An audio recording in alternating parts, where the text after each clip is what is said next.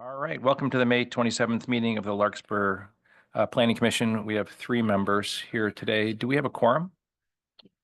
Yes. We do have a quorum. Excellent. So we just need to take the roll call. Commissioners Chalmers. Aye. Commissioner Swisher Present. and Commissioner Hull Here. and Commissioners Campbell and Commissioner Wagstaff are absent, but you do have a quorum. Excellent. All right. First, we'll take any public comment on matters that are not on the agenda. So any member of the public who wants to address the Planning Commission regarding any items that are not on the agenda tonight, now would be the time. If you're in the Zoom audience and want to comment on an item that's not on the agenda, please raise your hand. I don't see any hands raised. All right. And next, if we'd have the director's report. I don't have anything to report. Excellent. So then we will Let me take that back. What's that? At the next council meeting, the city council will hear the appeal of 64 Francis. That'll be on next Wednesday. Can you update us what happened to the appeal of the other one that went to? And 30, Appeal was denied. the appeal was denied for Yeah. 30 Chevy Chase, 21 Chevy Chase, Yeah. 30 Ellswood. Yeah. So they upheld they upheld the planning commission decision. Okay, great. All right. Then we'll go directly into the public hearings. The first agenda item is 210 Hawthorne Avenue, APN 020-251-16, application 25-014. Jeff Gustafson, applicant, R1 Residential Zoning District Residential Low Density General Plan Designation Request for a slope use permit to install a new pool in the south side yard of the property involving 185 cubic yards of excavation for the pool, a design review necessary for any discretionary land use permit, a fence height exception for a 5-foot tall wood fence along the south side and new wood driveway entry gate up to 6 foot 6 inches tall. 42 inches is permitted. Let's see, is that it? Yes, and I'm going to turn this over to Kari Swanstrom. She is our contract planner that's working on this application, and she's on Zoom tonight to present the application. All right, thank you. Thank you, Elise. Good evening, planning commissioners. Pleased to join you this evening and be helping out the city with some of their planning applications. As Chair Swisher noted, the application before you tonight is for 210 Hawthorne Avenue, an existing single-family home that is requesting design review and a slope use permit for a pool and a fence height exception for a front yard fence. And there are also some additional landscape modifications being requested. The site is partway up the sloped hill of Hawthorne Avenue. Again, it's existing single family home. In the aerial, you can see on the south side of the site, there is an existing bocce court. The slope use permit is just for the grading of the pool. They are not requesting any other grading within the site. The picture in the lower right, you can see the retaining wall that is and sort of a lattice fence or a wire fence above that with wood posts. That is the existing condition, so it has been graded somewhat in the past for the bocce court that is in existence, and the pool would be just beyond that wire fence by a few feet. However, they are proposing a new 5-foot wooden fence. And I apologize for any miscommunication. That 5-foot fence does not need a fence height exception because 6-foot high fences are allowed in the side yard. The fence exception is for the front driveway gate, which I'll describe in a moment. Excuse me. This is the front of the house on the right, and as you can see, there is an existing wire fence along the side of the driveway that turns. Sorry, Kari, to interrupt, but it looks like something's being cut off in the screen. Yeah. So we're seeing a portion of the image. There we go. That looks better? good. Thanks. Yeah. I'm going to try going to the slideshow and we'll see if it, no, that's weird. Are you seeing the full or is it being cut off again? Yeah, I think that's full now. Okay, great. So they do have a rendering of the front yard gate and fence. I have a little chart here to kind of, because there are 2 or 3 different options going on, or elements going on here. So the front yard setback is 20 feet for an accessory structure and 5 feet in the side yard for an accessory structure. The pool is considered an accessory structure. And it does meet the side yard setback, which is between 7 and 10 feet. However, it is, and I have a little diagram here, about 13 feet 3 inches to the pool edge of the pool coping. And so this was missed in my analysis of it. I thought the dashed line here was actually the setback line, but that is the property line. And so this would need to shift back. There's room for that within the bocce court flat area, or be modified in size so that it meets that front setback, which is kind of right under the second E in meet and going north-south. So we are requesting you add that as a condition of approval if you approve the project tonight. Additionally, the fence height exception is for the front gate and fence. The fence terminates on the north property line, as shown in the rendering here, and then just to the side of the driveway, where it connects with the existing wire fence, hog wire fence.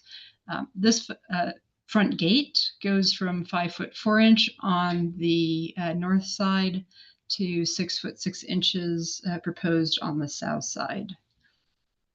And so that is quite a bit taller than the 3 foot 6 inch allowed, or 42 inch allowed by the city's code.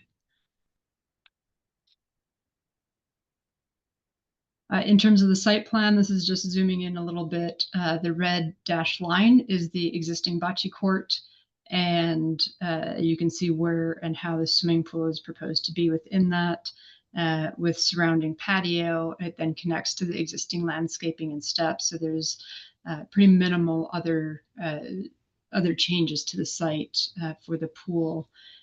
Additionally, the wire fence, so to the south of the pool, you can see there's an existing V-ditch drainage. That's the sort of wider line with this squiggled dashed line going through that. So that drainage is proposed to remain.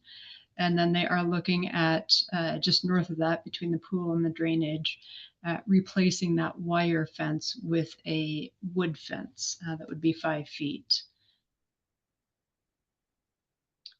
The proposed front yard fence, in talking with Elise and the planning department about some of the perspectives of the city and the planning commission, staff was not able to find reasons to allow a fence height exception in terms of recommending that to the commission, given the height is quite high compared to the 42 inches, as well as the surrounding neighborhood, which has lower picket fences if they do, or more transparent fences. Where they do have fences, and a number of the properties don't have fences at all and have lower shrubs. So we are not recommending approval of the front yard fence as proposed, and are asking the Planning Commission to review that, discuss that, and provide direction to staff and the applicant. In terms of the pool, however, again, the slope use permit is minimal grading. It is simply for the pool, no other landscape changes. The fencing will ensure that there is privacy to folks from the south who wouldn't have visual sight of the pool, but would help with acoustics. So we do recommend approval of the design review for the pool and the side yard fence to the south, which is designed to be in the slope use permit.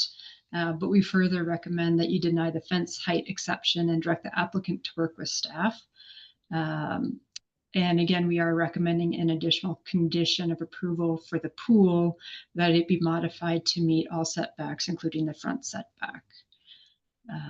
I did outline other options for the commission in your report. Of course, you do have, could approve the full project as is to include the fence height exception for the front yard. If you do that, we would request that you continue it to the next meeting so that we can provide you findings for approval for that as well. You could approve the driveway gate with conditions if you feel that's appropriate. And I know the property owner, Mr. Brennan, is here tonight and can speak a little bit about the driveway gate in particular. A couple of options that you could potentially condition. One is to simply condition it to be the 42 inches allowed by code and be solid. Or if you were to discuss and find that a taller fence, if it were transparent, would be appropriate. That is also an option for the commission or another option that you might have. You could, of course, always discuss and continue the project and request modifications, or you could deny the full application. Again, if you do choose the last, we would request that you provide direction to staff and continue the item to a future hearing so that we could provide findings for denial if you wanted to do that. And with that, I am happy to answer any questions from the commission.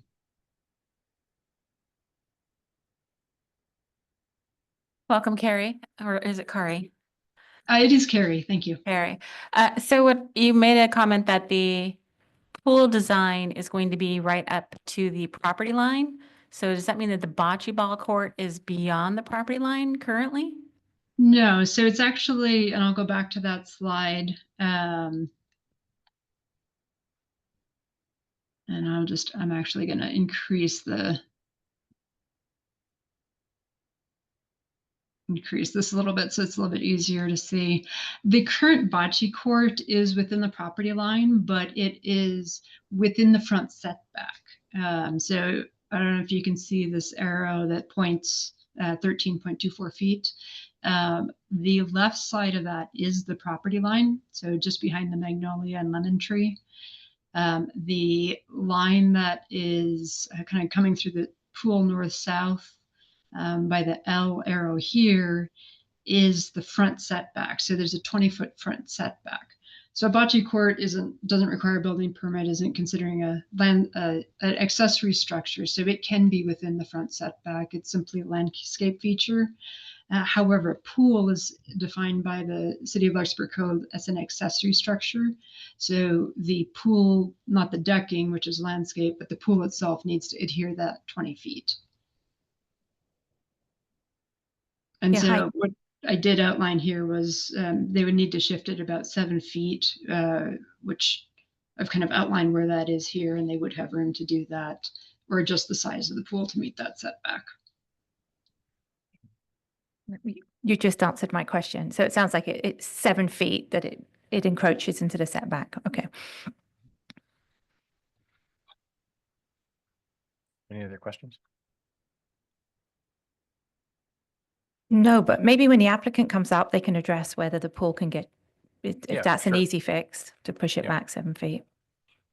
Whenever maybe when it's Well- your turn to come up.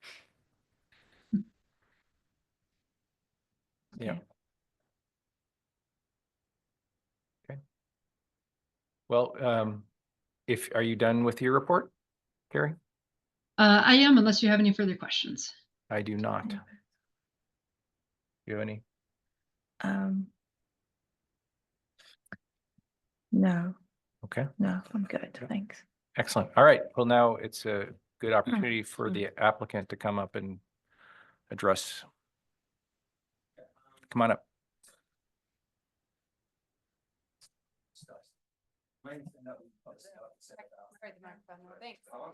So do you mind introducing yourself? My name's Patrick Brennan. We just moved into the property in last July, and we don't play bocce. So the swimming pool really is, a good deal smaller than the existing bocce court. Which, so you're actually talking about, you know, we're discussing moving the pool 7 feet to the back of the property. But there's a whole bunch of seating in that area there that actually steps down as well. So what I'm saying is that if we have to move it, that I think that's probably going to be quite a change in the design for you know how people socialize around the pool. It's all gravel over there at the moment, and it steps down into grassland. So if we move it, I think, I mean, I'm trying to visualize it, but it would actually mean moving trees as well, I think, existing trees perhaps. So, I mean, I don't know. I mean, it's really, the pool is probably a good deal smaller than the bocce court. We can't make it that much smaller. Have you discussed it with your architect? Not yet. Not yet. Okay. No, there's been no discussion about actually, you know, either making the pool smaller or moving it back. I think our architect, unfortunately, is actually away at the moment. So I'm unable to discuss it with him. But this is kind of news to me. I didn't know that there was thought about moving the pool. The gate is something obviously we can compromise on. Did your architect know about the setback requirement? Not at all. Well, I don't know. I don't think so. Not that I'm aware of. Well, yeah, I think that all three of us missed the setback requirement somehow. Alex and Yeah. Carrie and I all did. And the architect, obviously, he put the setback on the plan. So he was probably waiting for us to point out that it was in the Because setback. sometimes the issue is that people aren't aware that pools are accessory structures. that- Right. And Mhm. that's, I mean, I With- can tell you from my personal experience, we had the same issue. Yeah, when we so built our- you can't approve it in the setback tonight because we didn't notice the setback variance. You could approve it as is and it could return for setback variance if they want to apply for a setback variance. Or Right, because there's no application for a setback variance right Right. now. Right, and so so we haven't told anyone that it needs the front setback variance. there has to be community aware. It would be good to get some guidance, Mm. for them to get guidance on that, because it's hard to find a special circumstance and hardship for a large site to have a pool when it could be reduced in size or moved. Right. But Right. that might be something if you're comfortable with approving it, then they at least have some direction when if they come back. Regarding the fence, Mhm. You mean the actual gate is? yeah. the gate. Yeah. So it seems that it's the fact that it's a solid gate is the main issue. Well, two issues. One is as a solid gate and the other issue is height. Yeah. So if it was, and I don't know, it's really my wife who who kind of looked at this design. If it was like let's say a metal transparent gate, then the height would be, Yeah, because I mean, Wouldn't be an issue. part of this is design review issues, and some of it is, like when you look at a neighborhood and you see a solid wall in front of it, Yeah. a lot of neighbors think it looks like a fortress. right, I understand. And that's why, Yeah. there's a height and the solid gate, Natasha. Yeah, the rule is that if it's within there's a 20-foot setback, Yeah, and if you want to put a fence in the 20-foot setback, it can only go up to 42 inches, right. so 3 feet. If you want to go Yeah. more than 3 feet, you either come and get a fence height exception, which is what you're trying to do tonight, or you just push it back the 20 feet. Or you come up with some kind of you can have a solid up to 42 inches and then maybe something else on top. Right. But I mean, maybe the question is to ask your wife why she wants that there and if you can push it back. Yeah, I think it's very much to do with privacy and not having Mhm. people literally walk into your property. That's really what it's about. So, because you can see where the garage is and, people being able to move into, just walk into your property and up the stairs. Are they doing that? Well, we have had it happen on occasion, Okay. and we've had people walk into our garden on occasion in the middle of the night. Yeah. So I think the main reason is trying to stop that from happening. But a transparent fence would allow the same thing. Yeah, exactly. It might be, Yeah. that's something we can discuss. Yeah, I think an an alternative design is probably, Yeah. the way to go. Yeah. Yeah. And one of the proposals staff made tonight was to have you work with staff to come up with something that is within the rules. So you wouldn't have to come back to us again for a Right. fence. I understand. Yeah. Yeah. Okay. Yeah, we can look at that. Okay. Any other- But as regards the pool, then that's a bigger problem. Yeah. Yes, I mean, you'd have to return and apply for a variance for the setback for the pool, or go talk with your architect about what are the options for that. I mean, maybe some redesign, like you said, you don't know whether trees are affected or not. I mean, Yeah. these are all things which probably it would be premature for us right now to make any kind of decision on that, because we don't, we Mhm. don't know all the variables. We could approve it, provide it, but I think probably it's best to continue it. Yeah, I mean, I don't know. We haven't And they brought it can, to our discussion. we haven't yet, and we haven't heard any comments Yeah, from, yeah. from we- anyone your else either. comments, Yeah, Mhm. yeah. So that's, anything else that you want to? No, it's just those two. Okay. Yeah, Yeah. but I would Alright. say that your architect probably knows the rules. They've probably looked at the code and knows the rules. And Mhm. once, if you talk to them about it, Mhm. he or she should have some good advice on that. Okay. Yeah. All right. Thank you. Thank you. All right. So let's open it up to public comment. If there anybody in public here tonight or on Zoom who wants to make any comments regarding this application? There's no one online that has their hand raised. Anybody here tonight? Look like there's anyone. All right. Well, let's bring it back then. So Natasha, why don't you start? Oh, Oh. oh no. Nope. Took it down. Oh. Now they put it back up. All right, let me let, is it Megan Better? I'm gonna let you speak. You can unmute yourself. There we go. How's it going? Good. I was actually here to speak on behalf of another property, but I also know this neighbor. I'm right around the corner as well. I will just throw in that I do understand a bit of the privacy concern. There's so many people that walk with their dogs and foot traffic to access the King Mountain Loop. They park on our street on Ward and head right up the mountain all hours and all days. So I do understand the fence request. And if we can come take a dip in your pool, we're happy for you to have it wherever you want. But I know that's a different issue. But I do recognize the bit of the privacy concern based on, we love that everyone shares the trailhead, but there are a lot of animals and kids that roam as part of it. Okay. Well, thanks for making comment. All right. Well, then let's bring it back. We'll start with Natasha. So I'll just say in principle, I don't have an objection to a design review and a slope use permit for the pool. I think it's a great location for the pool. It's a very sunny location. I think though, it sounds like they're going to have to work with staff to renotice this, to come back and figure out what the correct location is going to be. And once the architect has the information they need, they can come up with either a new design or see what you come back with at the next meeting. And then for the fence height exception, I understand your concern about privacy. I feel the same way about where I live. And the one thing I think I've had to buy into living in this city of Larkspur is this, it's a very unique city in terms of it's very open and there's not many walled off fences and walled off properties. And it's one thing that makes it really special. So I've had to myself come to terms with lack of privacy from the front yard, especially. And that's why that rule is in place here.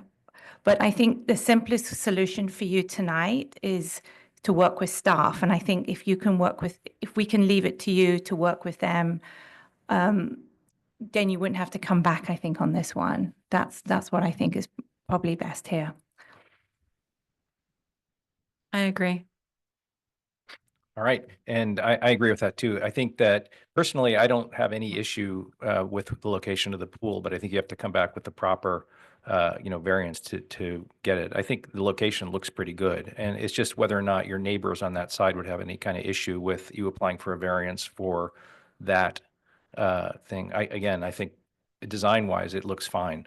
And I think sometimes the issue with pools that are too close off the setback is the neighbors complain of noise and things like that. So I think that you probably just need to enlist your neighbors to make sure that they're okay with it. And that's just advice about applying for that kind of variance and come back with that variance. As far as the fence goes, I think that aesthetically, I prefer if it was partial solid and then partial see-through at the top. I think that's a nicer design and I think it would look better. And I wouldn't have any problem with the height, provided the last 2 feet of it or 3 feet or whatever, 2.5 feet would be like see-through. I know there's also issues, and I'm sure that Carrie knows about this, is that you have to have a non-climbable fence surrounding your pool. I mean, that's a design thing as well as a safety issue. So make sure that you qualify, that everything is on the up and up about that. So that would be my recommendation too. So make a motion. And any other discussion? That we said? No? Okay. Tasha. Do you have what you need for the fence, or do you need anything further Yeah, on yes, that? and maybe we can get that as part of the package that returns to you. Okay, all right. So is the motion then just to continue, Yeah. or is it? Yeah, I think that's appropriate because it sounds like they would like to keep the pool where they're proposing it. So we'd just renotice it for the variance and it could come back at the Okay. next meeting. Okay. So I make a motion to continue project number 25014. I'll second. Commissioner Swisher, Yay. Commissioner Chalmers, and Yes. Commissioner Hull. Yes. The motion carries and it'll be continued to the next meeting. Okay. So do you think you have proper information to go back and get that from your architect, et cetera? Yeah, okay, great. All right. Yeah. That's great. Well, perfect. Thank you for, fine. Okay. All right, next. So this is 201 Hawthorne Avenue, APN 020-222-06, application PLN 25-009, Samina Saude. I hope I pronounced it right. Samina Saude. Architect Bernstein Goldberg, owners R1, first residential zoning, low density general plan designation. And the request is for a design review for a new 2-story, 3,927 square foot single family residence, including an attached 480 square foot 2-car garage, up to 29 feet tall on 9,237 square foot lot, and new landscaping, including a new pool. Slope use permit for 460 cubic yards of cut and 112 cubic yards of fill, 348 yards of off-haul. A floor area ratio exception, 3,005 square foot existing, which is 31.9%, 3,927 square feet proposed, which is 38.8%, where 2,494 square feet or 27% are permitted for a 23% slope. And a heritage tree removal permit. Project includes removal of trees, including 3 heritage-sized trees, a palm, an oak, and an acacia. All right, can we have the staff report? Sure. So this is an application for a new home at 201 Hawthorne. And the applicants are proposing to demolish the existing residence, which is a very old structure for the city of Larkspur, but was determined to not qualify for listing in our local historic register. And it has been changed significantly, at least compared to the historic photos that we have. And then the applicants are proposing to build a new 2-story, 3,927 square foot residence and garage, which is at 38.8% floor area ratio, where 27% is permitted, which require the floor area exception. And they're also requesting a slope use permit for grading associated with the project, which involves leveling out the yard and building some retaining walls. And then a heritage tree permit. Several trees are proposed for removal in the footprint of where the construction is proposed, and 3 of those are heritage trees. One of them clearly has some issues in acacia there, and then the other 2 are in fair condition, but in the footprint of where construction is proposed. Design reviews required for the new residence and garage, and I'm actually going to turn it over to the applicant to describe the project in more detail. The project architect and the property owners are both here. I just wanted to point out before that, though, that one of the issues that's come up in the correspondence, there was a number of emails sent to the city in favor of the project. But one of the issues with the site is it's a really a fairly large site. The existing house is tucked into the corner of the site, and it's surrounded by neighbors. One of them is a flag lot directly in the back, and this might show it better. So 203 is a small cottage that sits behind the proposed residence, and the proposed project extends the residence very much across this rear property line, which blocks or places the roof essentially in front of 203 Hawthorne Avenue. So they've expressed concerns of the proposal. And this is an elevation of the existing house at 203. They had received approval for a project in 2019, I believe. This is not that project. This is the existing residence, but the photos that I'm going to show next is taken from this window in their living room. And then some of the other photos are from other windows at their residence. But essentially, these main living room windows would be looking out at the roof of the residence. The walls are below the window line, but the primary view of the site is really on that window on the left. So the structure does have an impact on the views of 203 Hawthorne. And what's challenging about this project is anywhere else where they would move the residence is going to have an impact on someone too. But there may be a design, whether or not it's reducing the floor area or reducing the two-story mass, that could improve this area where the view is being impacted by the roof line. Staff had recommended some of the concerns that they were detailed in the letter by the neighbor issues they had. And so we'd recommended an obscure window or raised cell height for bedroom number 2. I think that's doable because I think that bedroom has windows on 2 sides. We also recommended reduced height trees because that was one of the concerns of the neighbors. But if the house is being approved where it's proposed, I think it actually would benefit 203 Hawthorne to have taller trees. So they're just looking at vegetation and not the roof of the residence. And then another condition was to allow staff to work with the applicants to make modifications in response to the neighbors' concerns. Because when I was writing the staff report, I just envisioned that the house may need to just be lowered in size, or maybe the plate height's reduced, or something that could be possible to improve the view impact for the neighbor. But I don't think there's anything that simple that we could recommend in order to reduce that impact. I think that was all I was going to present. I have the photos of the neighbor when they come to speak, but I wanted to turn it over so the applicant can go over in more detail what is being proposed. So I have a quick question before you start. There was a package here design.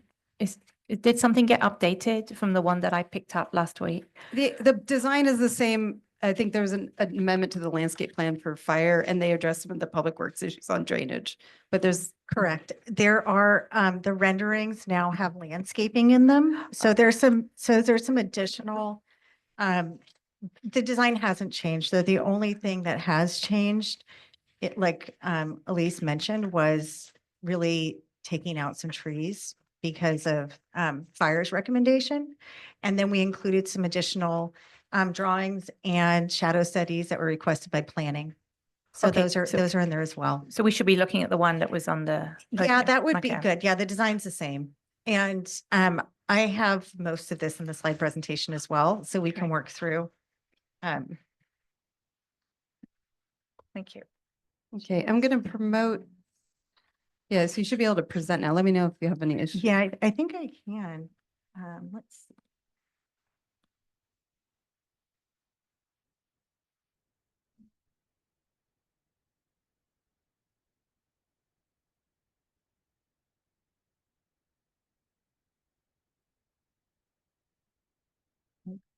It's asking me to share a screen, so I will share the entire screen here.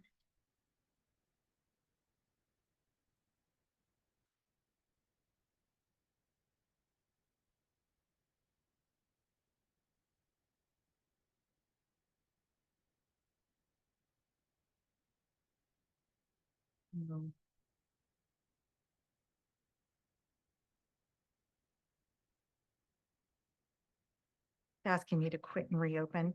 So if I leave, of course it is. Oh, wait, maybe it will let me. There it goes. There we go. Okay. Okay. Okay. Good evening, commissioners and Chair Swisher. Tonight, we're presenting a single-family residence at 201 Hawthorne.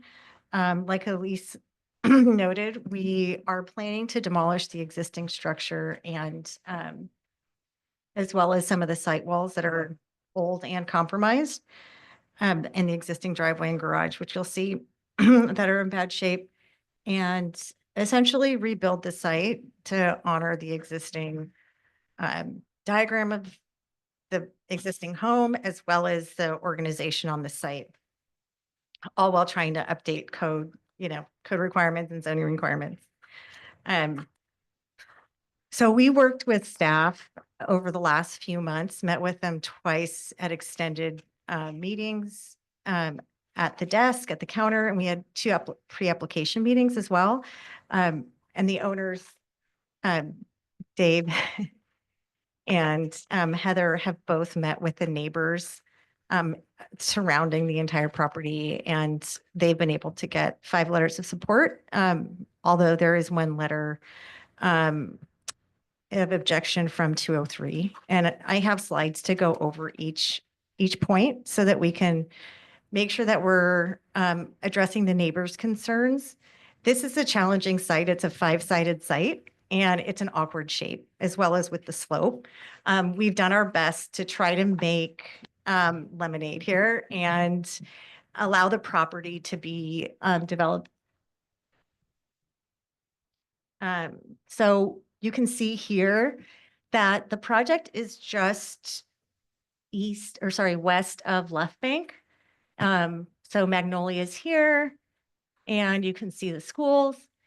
The site itself, you can see this is that 5-sided site. We're on the corner of Willow and Hawthorne. The existing home is up on the upper northwest corner. 10 Willow is here. And then this is that 12-foot fence here that's along the north side of the property that it shares with 203. So if we look at some of the existing views here, you can see most of the site is, most of the project itself would be covered by trees. So we're planning to keep a lot of these trees. This large acacia is the acacia that Elise mentioned that will be coming down as recommended. The other heritage tree that we talked about being in fair condition if you look on the arborist report, those trees are all recommended to be removed. So what we're hoping to do is really allow for an L-shaped home to be built at this site and allow room for that and comply with WUI requirements and setback requirements. Image number 1 here is a view of the walkway that goes up to 203. This garage here is 207, and this is the existing driveway and garage for 201 Hawthorne. So that'll kind of give you some context on how these neighbors come up through to enter their property. Let's see.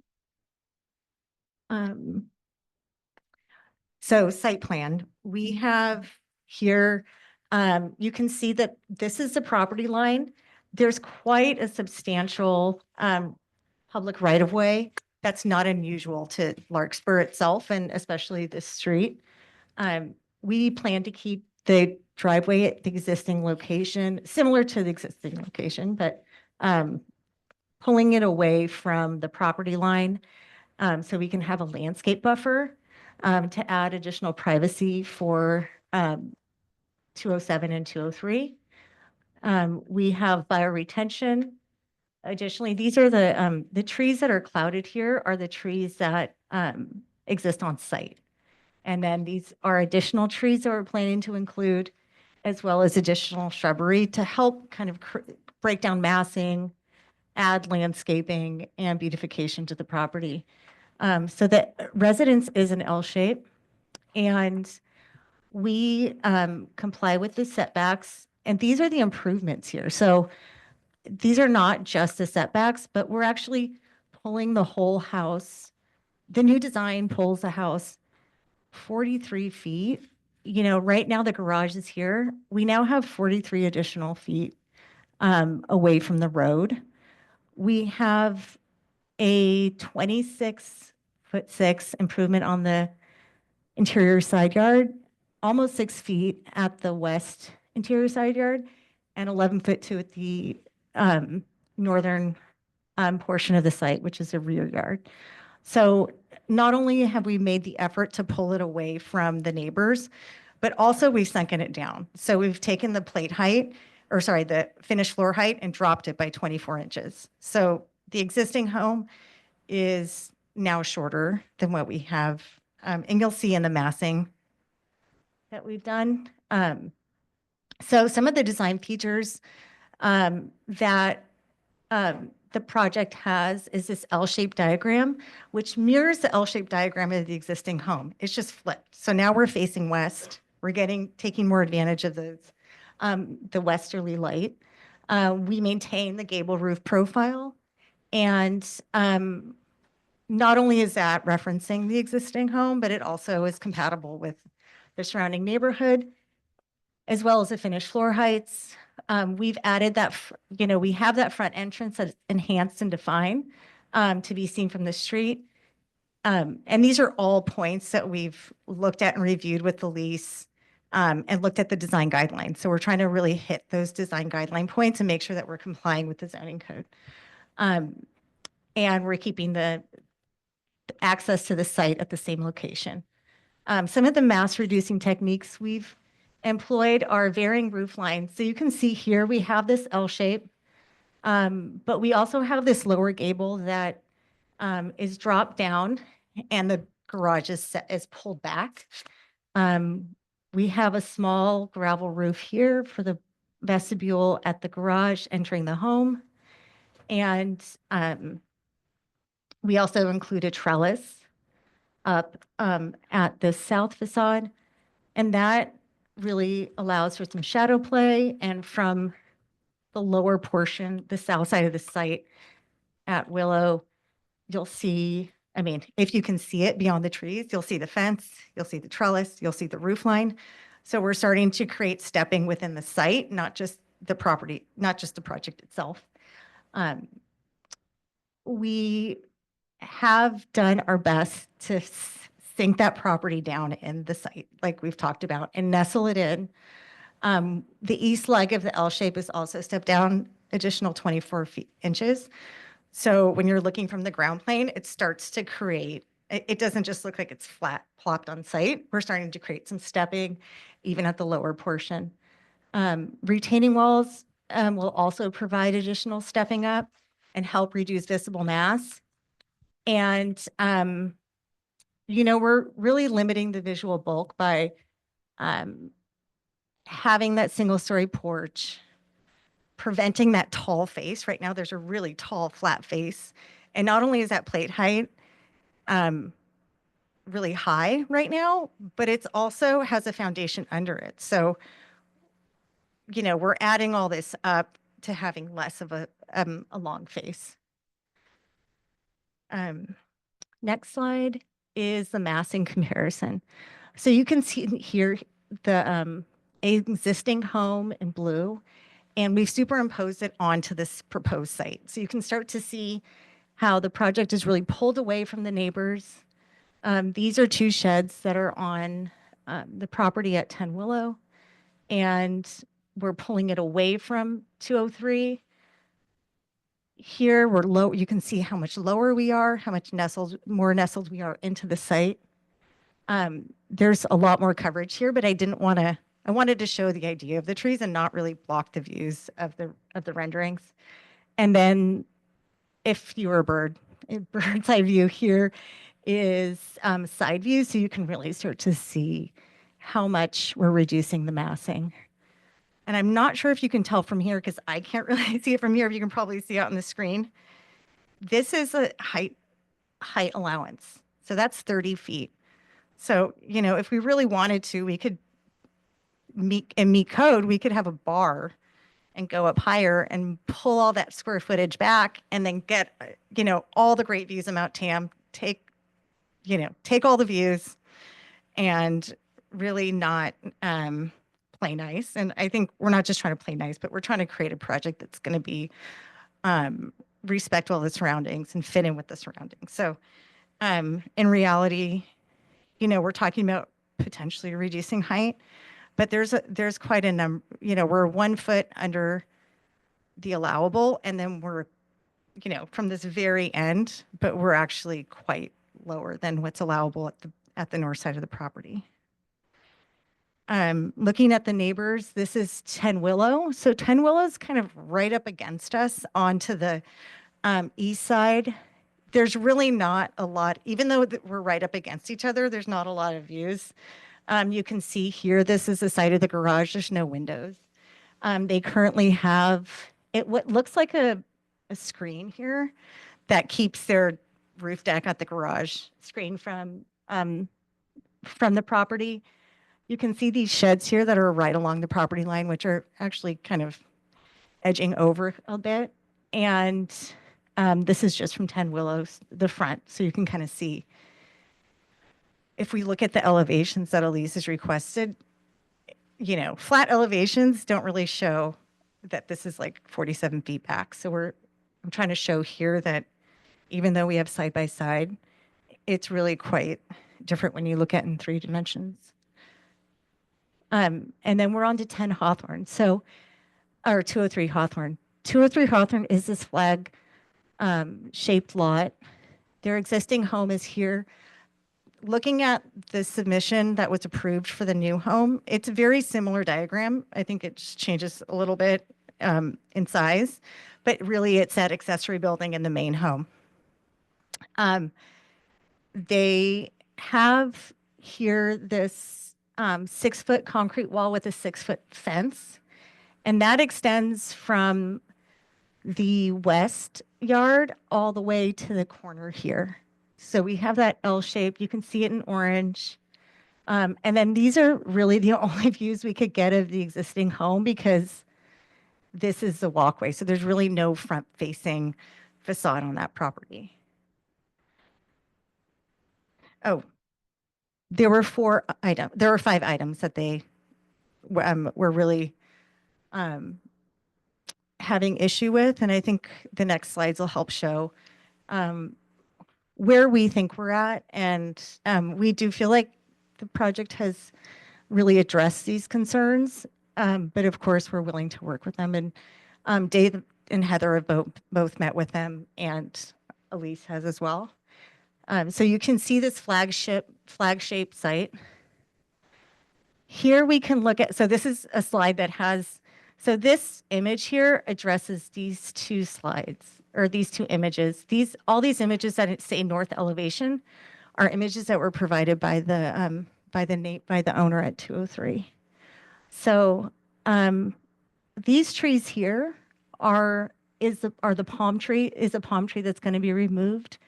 And I think this larger tree is remaining on site. The existing building is here. This is a new building without it. So in terms of reducing height and bulk, I feel like the new project is laying low, and it's actually just kind of skimming the top of their fence line. If we look at this elevation that they've shown, this photo, this tree is going to come down, this acacia tree is coming down, so that view is going to really open up. And again, this is a similar view from the model of this lower. So these are really just views that are looking down at 203 or 201, sorry. And then we have 203 here. I didn't add images for these because you can see the story poles. There's really not, I mean, I don't think we're blocking a view here. I'm not sure about this, but this doesn't look 42 inches to me. So I think when they rebuild it, it's actually going to have a blocked view, potentially. And then again, we're looking at the stepping. So that's regarding the location and height degrading the views. So this is, we believe that we're actually helping to minimize the impact of the views. In terms of privacy at the east facade, this is the east facade here. So we have 203 Hawthorne, and these would be the view angles out. There's no view from the existing east windows to the house. I mean, even if it was right here, we're looking up and out. We're looking straight at these trees that are helping to buffer the impact of this 12-foot wall. And there's no, you know, they could go ahead and take that fence and step it back a foot and it would be in compliance. But the planning application, from what I saw, and then the existing condition don't really have that stepping back. So we're using those trees not only to create a nice view out of those bedroom windows and have some landscaping to look at, but to minimize the impact of that view and to soften the views from those windows. And then the WUI concerns, I'm not sure where those are coming from. It says the location increases structure crowding and elevates risk of wildfire. We know we're taking this building and pushing it towards the south. The existing condition is in really bad shape. I mean, this is a garage, the side of the garage that's next to their walkway. If this was to go up in flames, they wouldn't be able to get out. So all of this is combustible material. We have exposed conduit. We have dry rot. There's all sorts of stuff happening back here. The new project will have non-combustible materials. It'll have that 5-foot perimeter. We're complying with WUI requirements. And we're actually reducing the crowding around, you know, we're giving space to this project, as right now it's like kind of crowded and pushed up against the other neighbors. And then the last issue was the HVAC condenser location. Looking at the design guidelines, we're trying to put this utility in a place that's not going to be, we don't want to put it in the front of the house. We don't want to put it in the backyard where you can see it from the pool and the patio. We have it on vibration. We can put this on vibration isolators. There's a wall here. There's a fence here. There's trees. So if we can't comply with City of Larkspur acoustic requirements, we can add a baffled surround. We can look at sound dampening, and we can work with staff to do that. And then I know I'm probably going over, but the last slide here is one thing that was written on that letter, as well as another email, was concerned about the historic. And Elise did, you know, cover that. It was deemed non-historic. You know, it's really has been modified considerably since the early 1900s, different detailing. There's added detailing up here, you know, removal of the porch, removal of the tower, these additions on the second floor. So we're really a far cry from what that original structure was at the past. So thank you. That's what I had. It was a lot. It's a big property.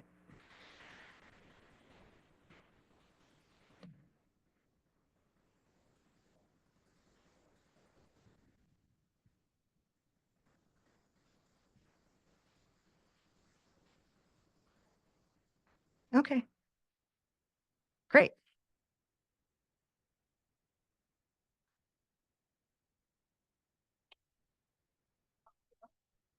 I'm Heather and this is Dave.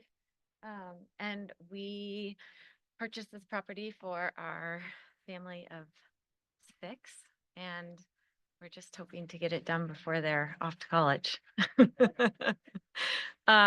So we, I mean, Samina's our biggest cheerleader and been so helpful, and we're just have met with as many surrounding neighbors as we can, including Bill and Jillian, who's here, and Tom. And so we want to make sure that we, you know, are making everybody happy and getting a home that is suitable for our family. Yeah. That's it. I don't think so. Unless you have questions.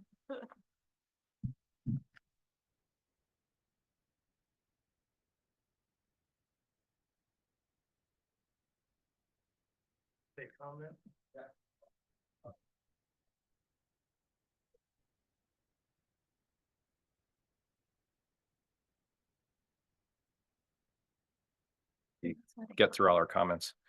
But try to keep your Okay, comments to well, 3 minutes. I've got some written comments, so I'll try and make it as brief as possible. I live at 10 Willow next door to David and Heather, and essentially I'm approaching this all from the standpoint of the top priority is to have good relations with our neighbors. And, we've had a really fine neighborhood in that respect. But unfortunately, a couple of years back, there was a rift that developed between a few of the neighbors. And it hasn't really even healed yet. And so, I really want this to work out in terms of all of our neighbors. And, I've been involved in this neighborhood for over 40 years. Shortly after I moved here, notices went up about developing King Mountain. I became the founding president of the King Mountain Open Space Association. I essentially led the effort to raise the funds to make it permanent open space. And I've been instrumental in forming a West Larkspur as a Firewise community. I'm really feel like we have a precious thing here, and I want to do whatever I can to preserve it. I, in particular, met with David and Heather February 4th. They showed me the plans. I told them I was fine with them, but I didn't really have a lot of time to review the finished plans because actually I've been engaged in some major work, and I didn't even realize that this hearing was going to be here until I saw something from another neighbor supporting the project. He copied me on that. And I essentially took a look at the plans this weekend. And the one thing that stood out to me in particular was I didn't see the easement, the drainage easement, which is between our properties. And I actually asked a friend of mine who's an expert in residential project management. He couldn't find it either. And so I'm concerned just that perhaps that was missed. Maybe a little more thorough review needs to be done by staff. Essentially, I'm just not clear what's going on with that, given that there's a retaining wall in about the same area as the drainage easement. And there's, as I have in this photograph, there's survey stakes right there next to the clean out for the drainage system. And it says 4.8 foot retaining wall. And I can give you this, but I'm sorry, I'm not sure what your concern is. my concern is that construction there's a easement and a drainage system, which was worked out between the prior owner, Bob Thompson, and Muriel Short, who lived where Bill and Jillian lives now, and also the Conants, who are behind my property. So you're concerned that the project's going to interfere with the drainage? Yes, with the Okay, drainage. so there were, Yeah, so Elise, and do the easement. you know much about that? Yeah, they are showing the swale. There's a swale shown on the left. Say if you're facing the house on the left side where this 3-foot easement is. The conditions of approval do require those to be identified on the plans, but I don't think the proposed plan is interfering with it. And if it was, we'd require it to be moved over as part of that. But they're showing the drainage swell coming down that area on the plans.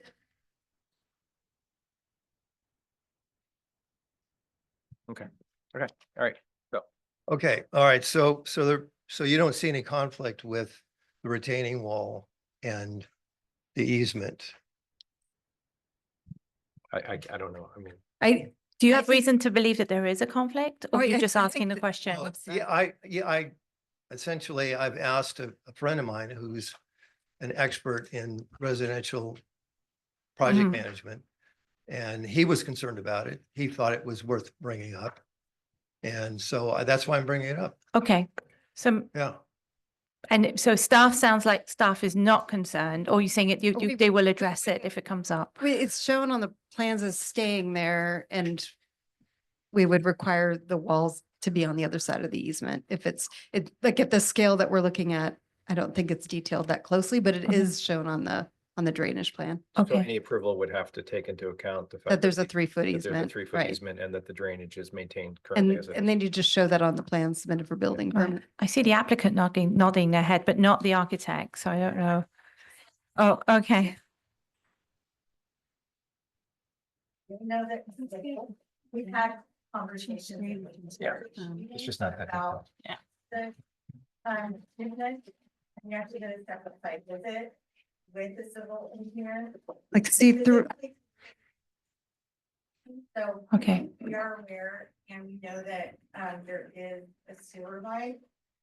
We're It's not a sure sewer line, right? Sorry, a drainage line. Okay, and so that line. We don't know exactly where it is, so we know that it's gonna have to. Okay.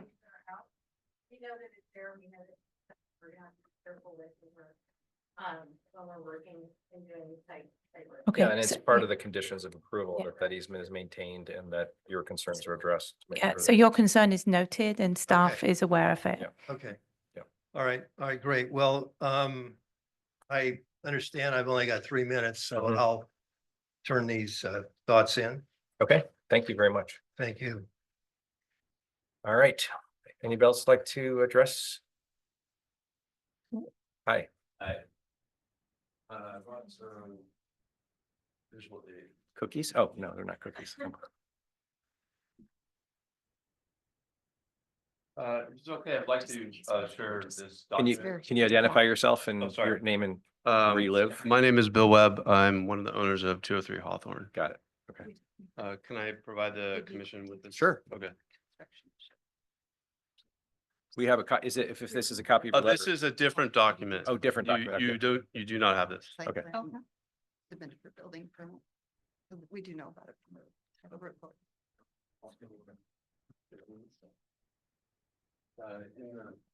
In the back are the photos.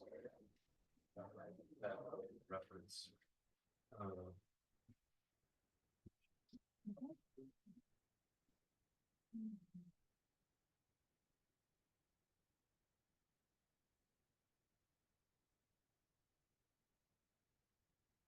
Okay. Hoping for an easel, but I guess this will. Yeah, I don't think we have an easel. Okay.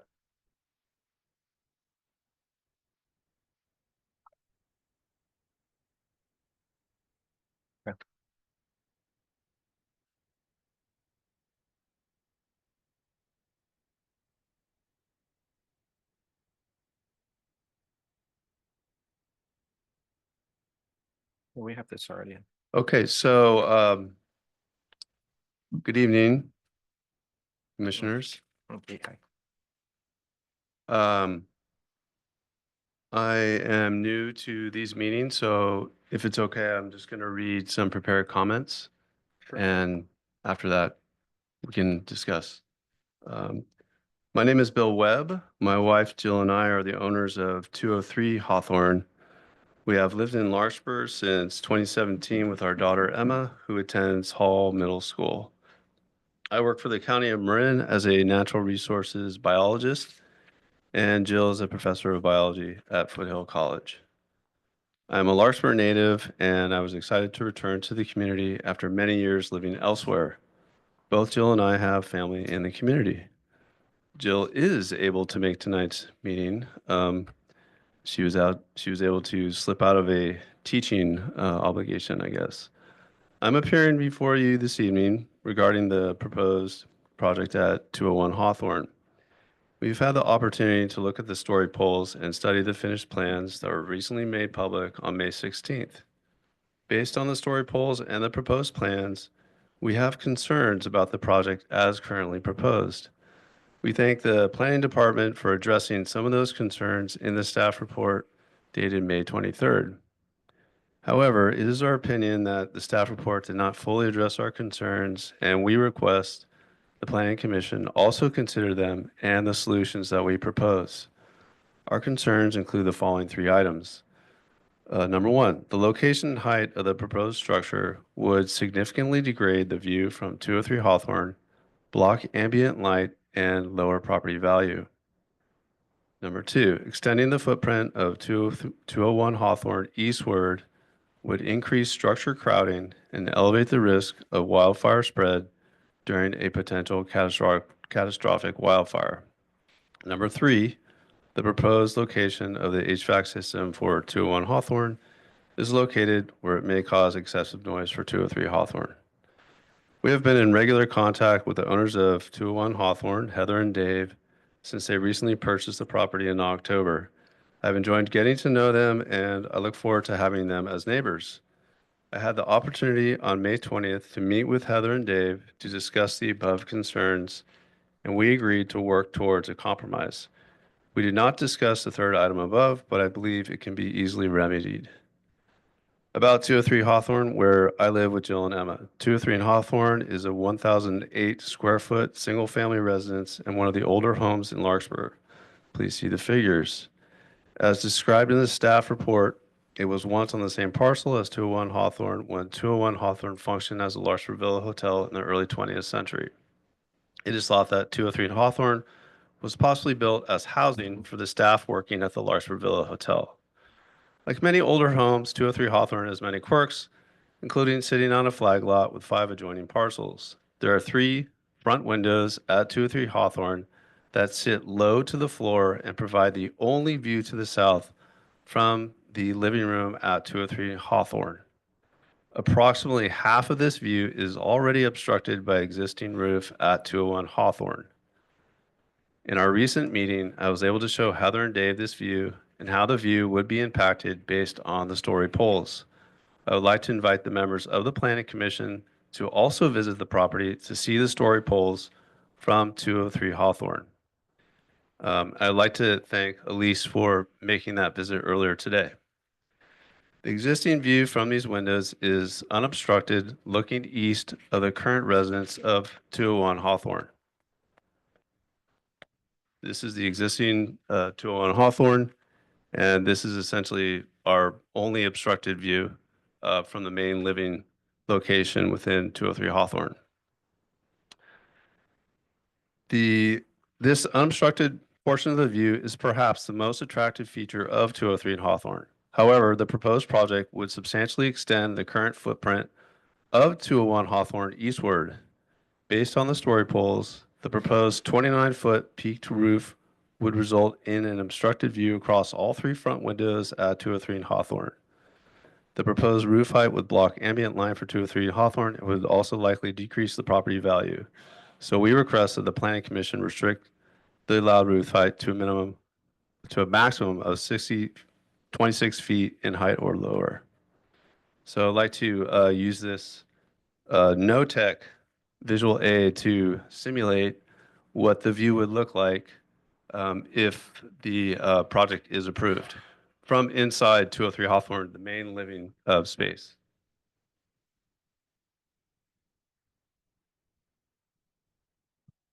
Whoops. Oh, no. Oh, here, we can lift it up. Yeah, I think that. Okay. There we go. Voila.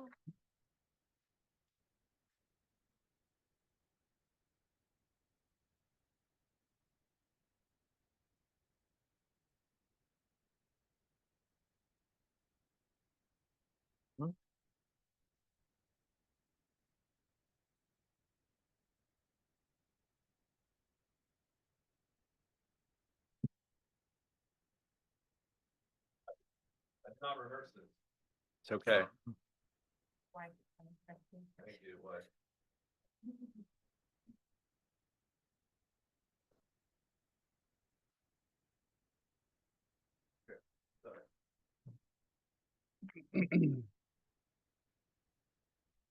So that outline there is simply based on the story poles as they are right now.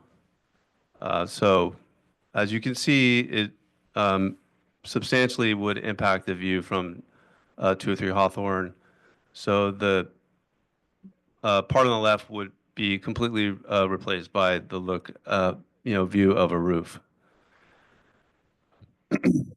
So, moving on, as the city is aware, the Blue Rock neighborhood is located within the urban wildlife interface, and therefore this neighborhood suffers from an elevated risk of severe wildfire. Larkspur City Council recently designated fire hazard severity zones based on the updated local responsibility area (LRA) fire hazard severity zone map published on February 24, 2025. This map identifies the Blue Rock neighborhood as having a moderate risk of severe wildfire. We are concerned that extending the existing footprint of 201 Hawthorne eastward may increase the risk of wildfire spread due to crowding if severe wildfire occurs. Extending the existing footprint of 201 Hawthorne eastward places the bulk of the mass for 201 Hawthorne on the northeastern side of the lot near both 203 and 207 Hawthorne. While modern building codes that require fire sprinklers and the use of fire-resistant materials lower overall fire risk, no structure is fireproof. Structure crowding is known to significantly increase the risk of wildfire spread, as happened most recently in the Los Angeles wildfires. Many, if not most, of these structures that were burned in Pacific Palisades and Altadena met local building codes. Reduced clustering between structures helps to lower fuel loading, prevent radiant heat transfer, create breaks for firefighters to contain wildfires, and may lower the cost of homeowners insurance in the neighborhood. We request that the Planning Commission ask the project proponents to consider design modifications that will reduce crowding with existing structures located at 203 and 207 Hawthorne. The proposed location of the HVAC system in the current design for 201 Hawthorne may result in excessive noise for 203 Hawthorne.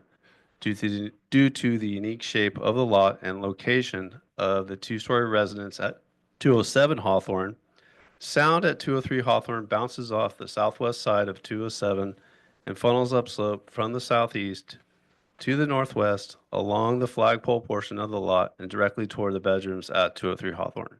The proposed location of the HVAC system at 201 Hawthorne is adjacent to the flagpole portion of the lot at 203 Hawthorne and directly across from the southwest side of 207 Hawthorne. Windows are often kept open at night at 203 Hawthorne because 203 lacks a central air system and relies on ventilation for cooling, especially on warm summer nights when neighboring HVAC systems are running at full steam.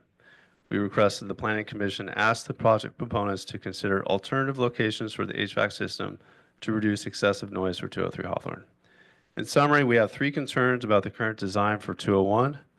One, the location and height of the proposed structure would significantly degrade the view from 203 Hawthorne, block ambient light, and lower property value. Two, extending the footprint of 201 Hawthorne eastward would increase structure crowding and elevate the risk of wildfire spread during a catastrophic wildfire.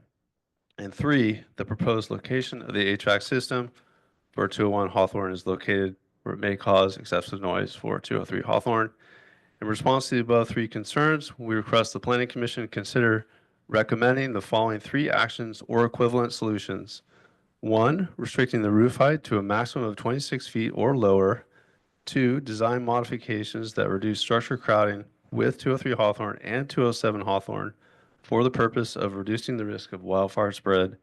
And three, locating the HVAC system away from the flagpole portion of 203 Hawthorne for the purpose of reducing excessive noise.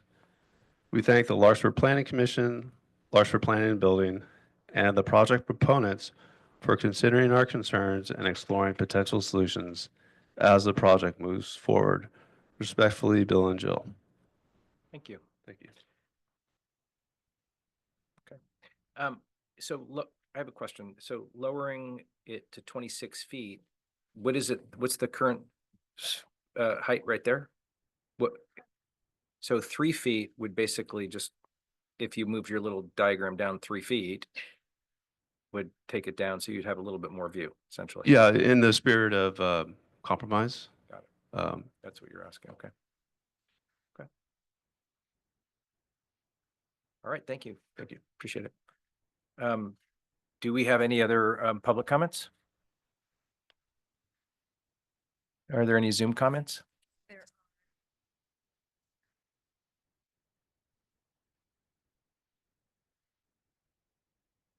Telephone number ending in 1402. You can unmute yourself.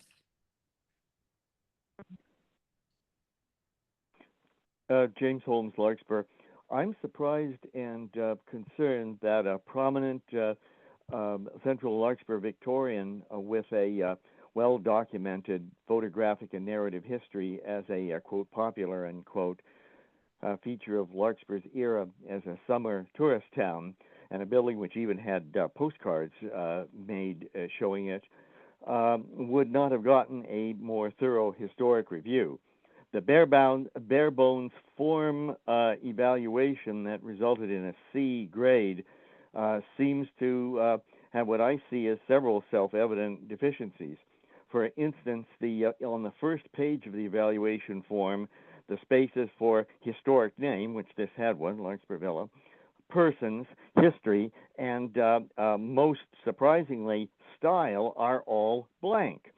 The form only references the first and second edition of the Larkspur history book and not the third edition. The 10 points for style seem particularly unreasonably low for a building described in the history book as being a cross-gable country Victorian, and which I can see retains a great many of its original Victorian features.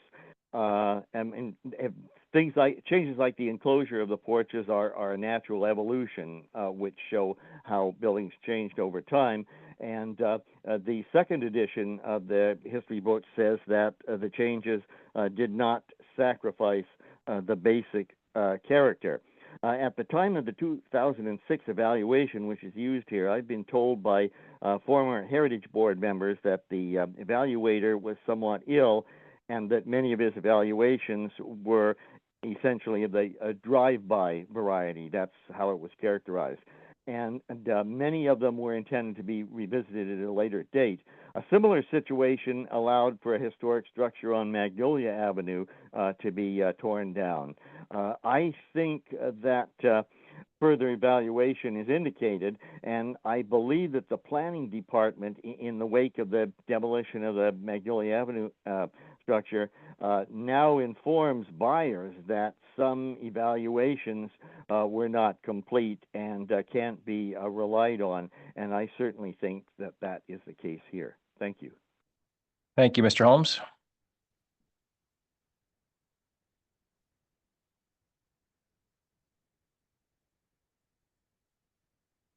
I don't see any other hands raised on Zoom.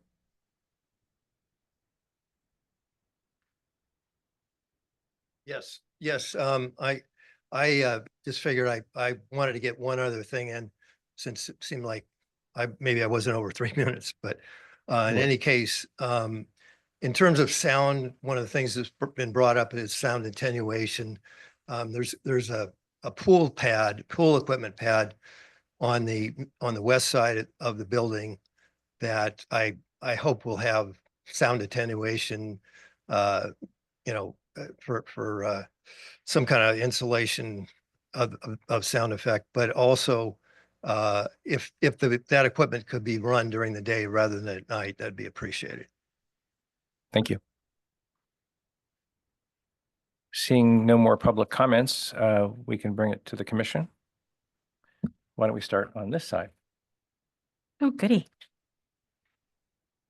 So I appreciate Mr. Holmes's concerns about the historical nature of the property. But I think the opposite of that was, I believe the Zillow listing says that it is substandard and should be torn down. So I think that, you can only preserve so many things or restore so many things. And this one doesn't seem like it's the best candidate based on some of the other reports we have, whether the reviewer was sick or not. So I'm not concerned with it being torn down and rebuilt. I think the design is lovely. I think it's a really pretty design. And I know we have the floor area ratio exception. I could make the findings for allowing that, considering the size of the lot and how it is laid out. I think it's really well designed for that. I can also make the exception for the findings for the slope use permit and the heritage tree removal. I thought all acacias were bad, so I was like, that can go. I do think that, there is a concern. I mean, this, I think, is a really good example of, an issue that maybe needs to be looked at. You try to build something that's nice for your neighbors and not block them out completely. It sounds like you guys have had some conversations. That would be my only asterisk at this point is that issue. Other than that, I think that I would make the findings for everything. I think the HVAC system that they've brought up, you can put something over that. The pool equipment, apparently the late question, I have a pool, they've got covers for the equipment that can keep it quiet. Those, I think, are minor issues that can be easily addressed. That is the only issue that I have with the overall.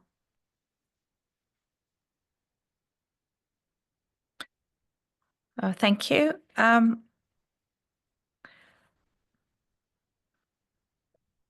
I'll make some general comments and then I tried to make some notes of what I heard tonight. I also agree it's a really attractive design. And I like that it almost mostly conforms with the code. And I know they've made and I really appreciate how you've made an effort to do that, one, and two, that the new owners have made an effort to get to know the neighbors and reach out to all the neighbors. And I think that's really important. So thank you for doing that. I actually had one question, and it's not anything crucial, but in the current design, is there any possibility you could preserve the palm tree? Or is that just not a possibility at all? I think that was just such a beautiful tree up there. And maybe I should have asked that. But maybe think about it, and you don't need to answer that right now, but it was just something which, if it was just, I thought it was a really lovely tree. I don't know where that sits with the fire report, and if the fire department says it should go, then it should go. So I'm going to just put that in my comments. I would say maybe in our condition, okay, I'm just going to address some of the things that came up tonight, and then it's going to tie into my sort of general comment, which sort of also ties in with Commissioner Hull's comment about the view next door. The things I heard tonight were the three comments from the neighbor next door or the neighbor above at 203 Hawthorne, who I actually do remember when they came in for their planning approval as well. So maybe we could just put into the conditions approval that they could just look at the HVAC and the pool equipment, and they make an effort to keep that or build in whatever coverings or whatever they need to do to keep There is a condition that. number 6 that requires all the mechanical equipment at the site, which would include the air conditioner and the pool equipment to meet the city's noise or regulations. Okay. And that would mean meeting a 40 decibel limit. So it probably may need some additional acoustical barrier if the setback itself doesn't make it get down to 40 feet. And I think I heard the architect tonight also say that if it didn't meet that, they would make some additional effort to keep it quiet. So I think that's been addressed. And I think they also addressed trying to find a different location for it. And it kind of, you came back to this one site. So I will leave that maybe to work with staff if there's something that can happen. So it wouldn't have to come back to here about the HVAC, but maybe make a concerted effort to work with staff and your neighbors on that. It sounds like you're aware of the drainage easement, and you know about that, so And we've I- already addressed that, yeah. I would just recommend a condition of approval to specifically address that, but I could Mm. read that to you later if Okay, you get there. we can do that then.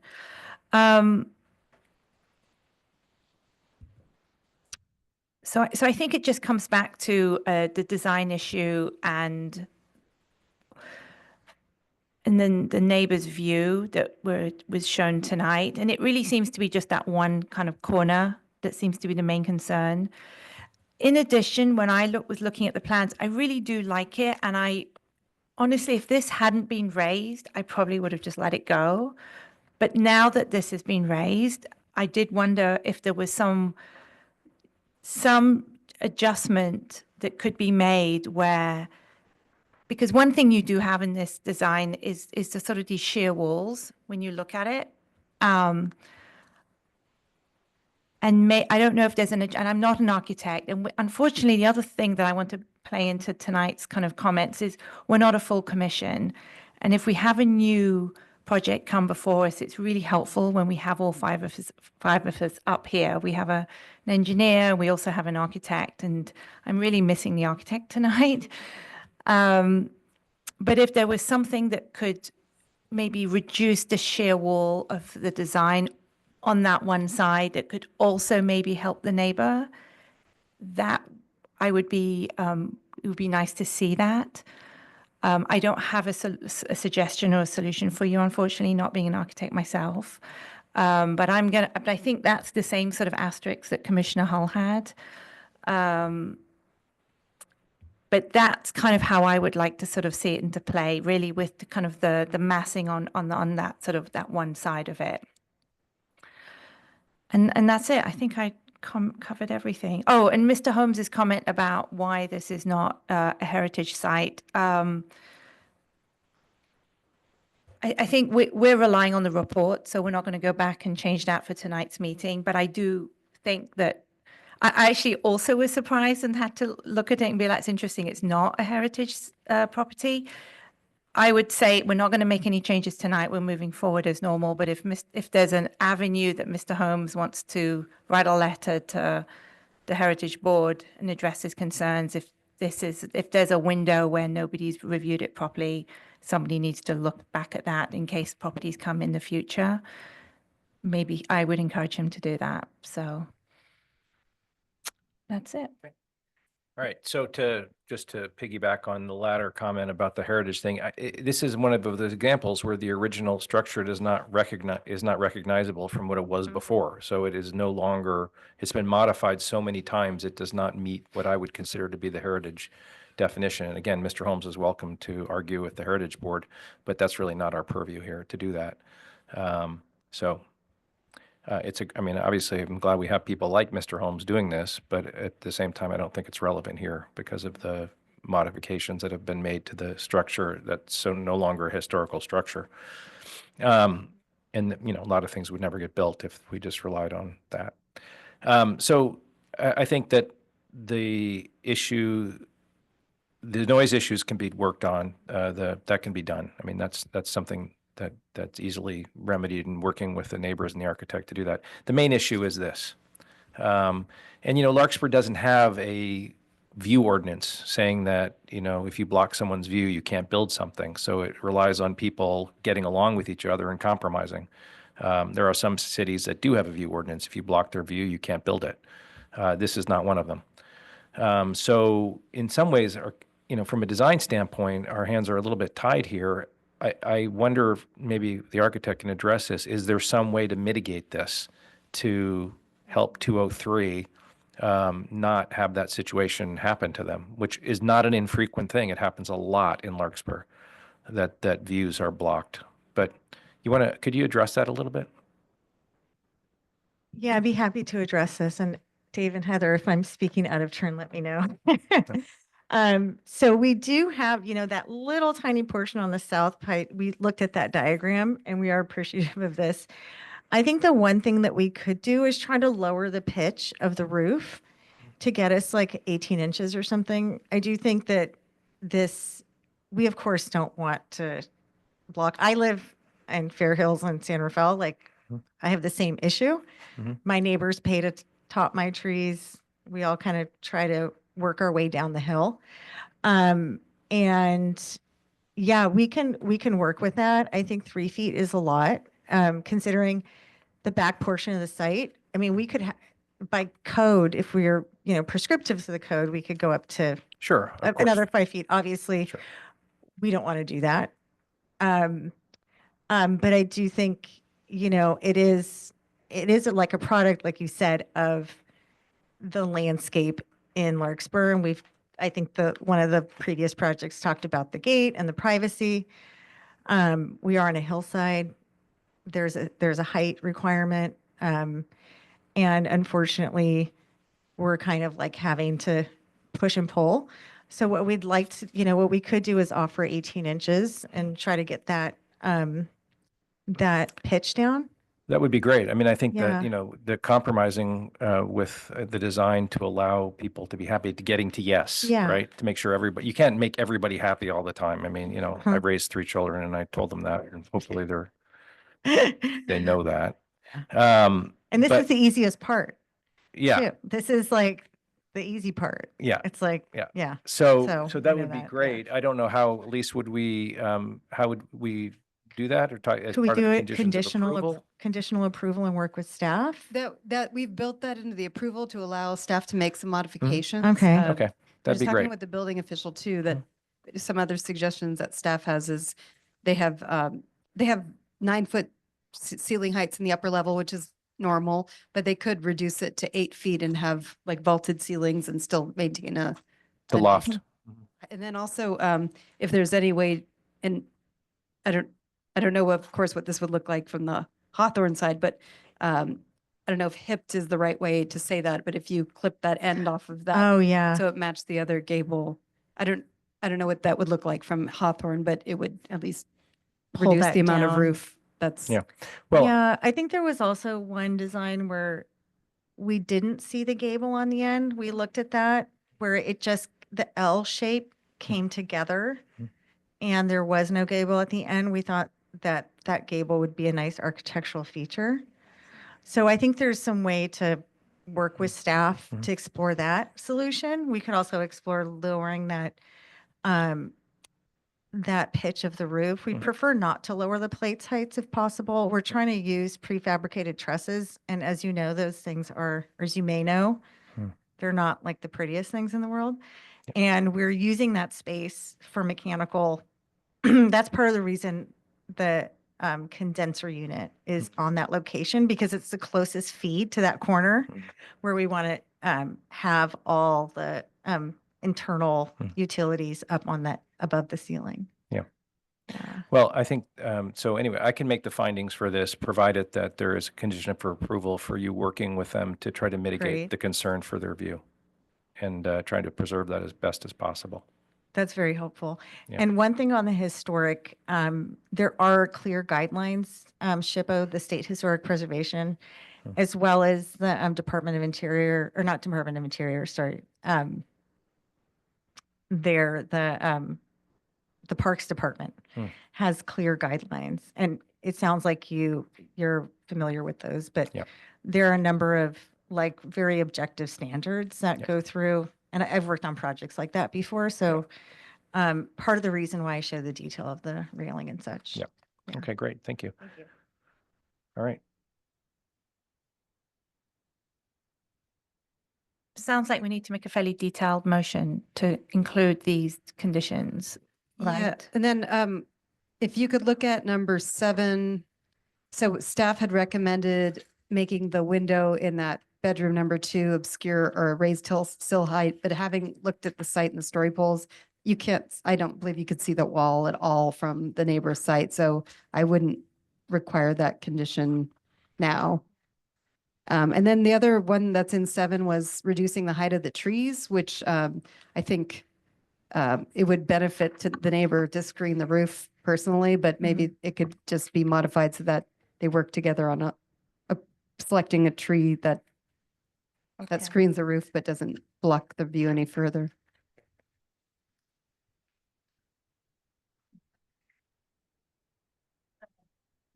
I think any tree could potentially grow high. So could we work with, we'll go ahead and specify a box size that won't be too large. And any tree that's back there, we're going to have to trim and maintain. So it'd be nice to keep those because we have the olives and all the green below.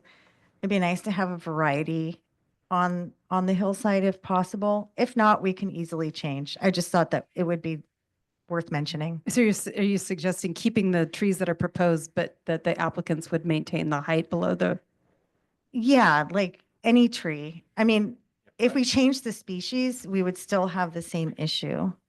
Yeah, exactly. I yeah. totally agree with you. I think Yeah. that should be, the point should be that they have to maintain the trees to the level, you know. Yeah, I have to say, your landscaping is fantastic. It looks really good. It's really nice.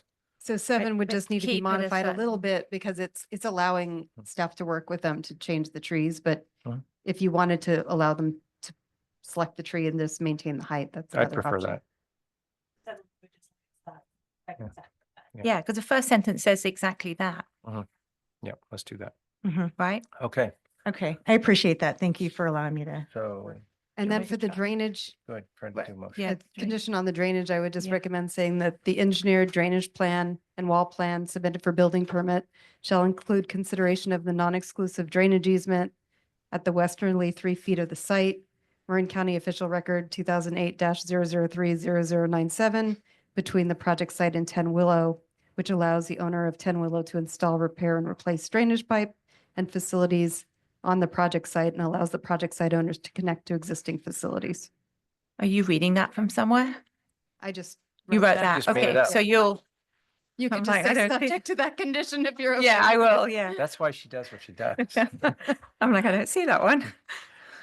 Yeah, all right, very good. Do you want me to try and make a Yes, motion? please do. Where are my notes? Hang on.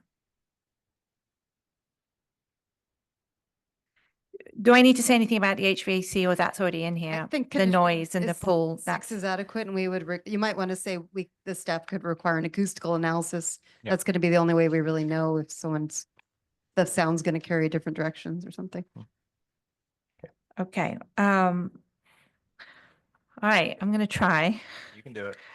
I'd like to make a motion to approve project PLN 25009 at 201 Hawthorne Avenue, subject to the conditions of approval as modified as follows.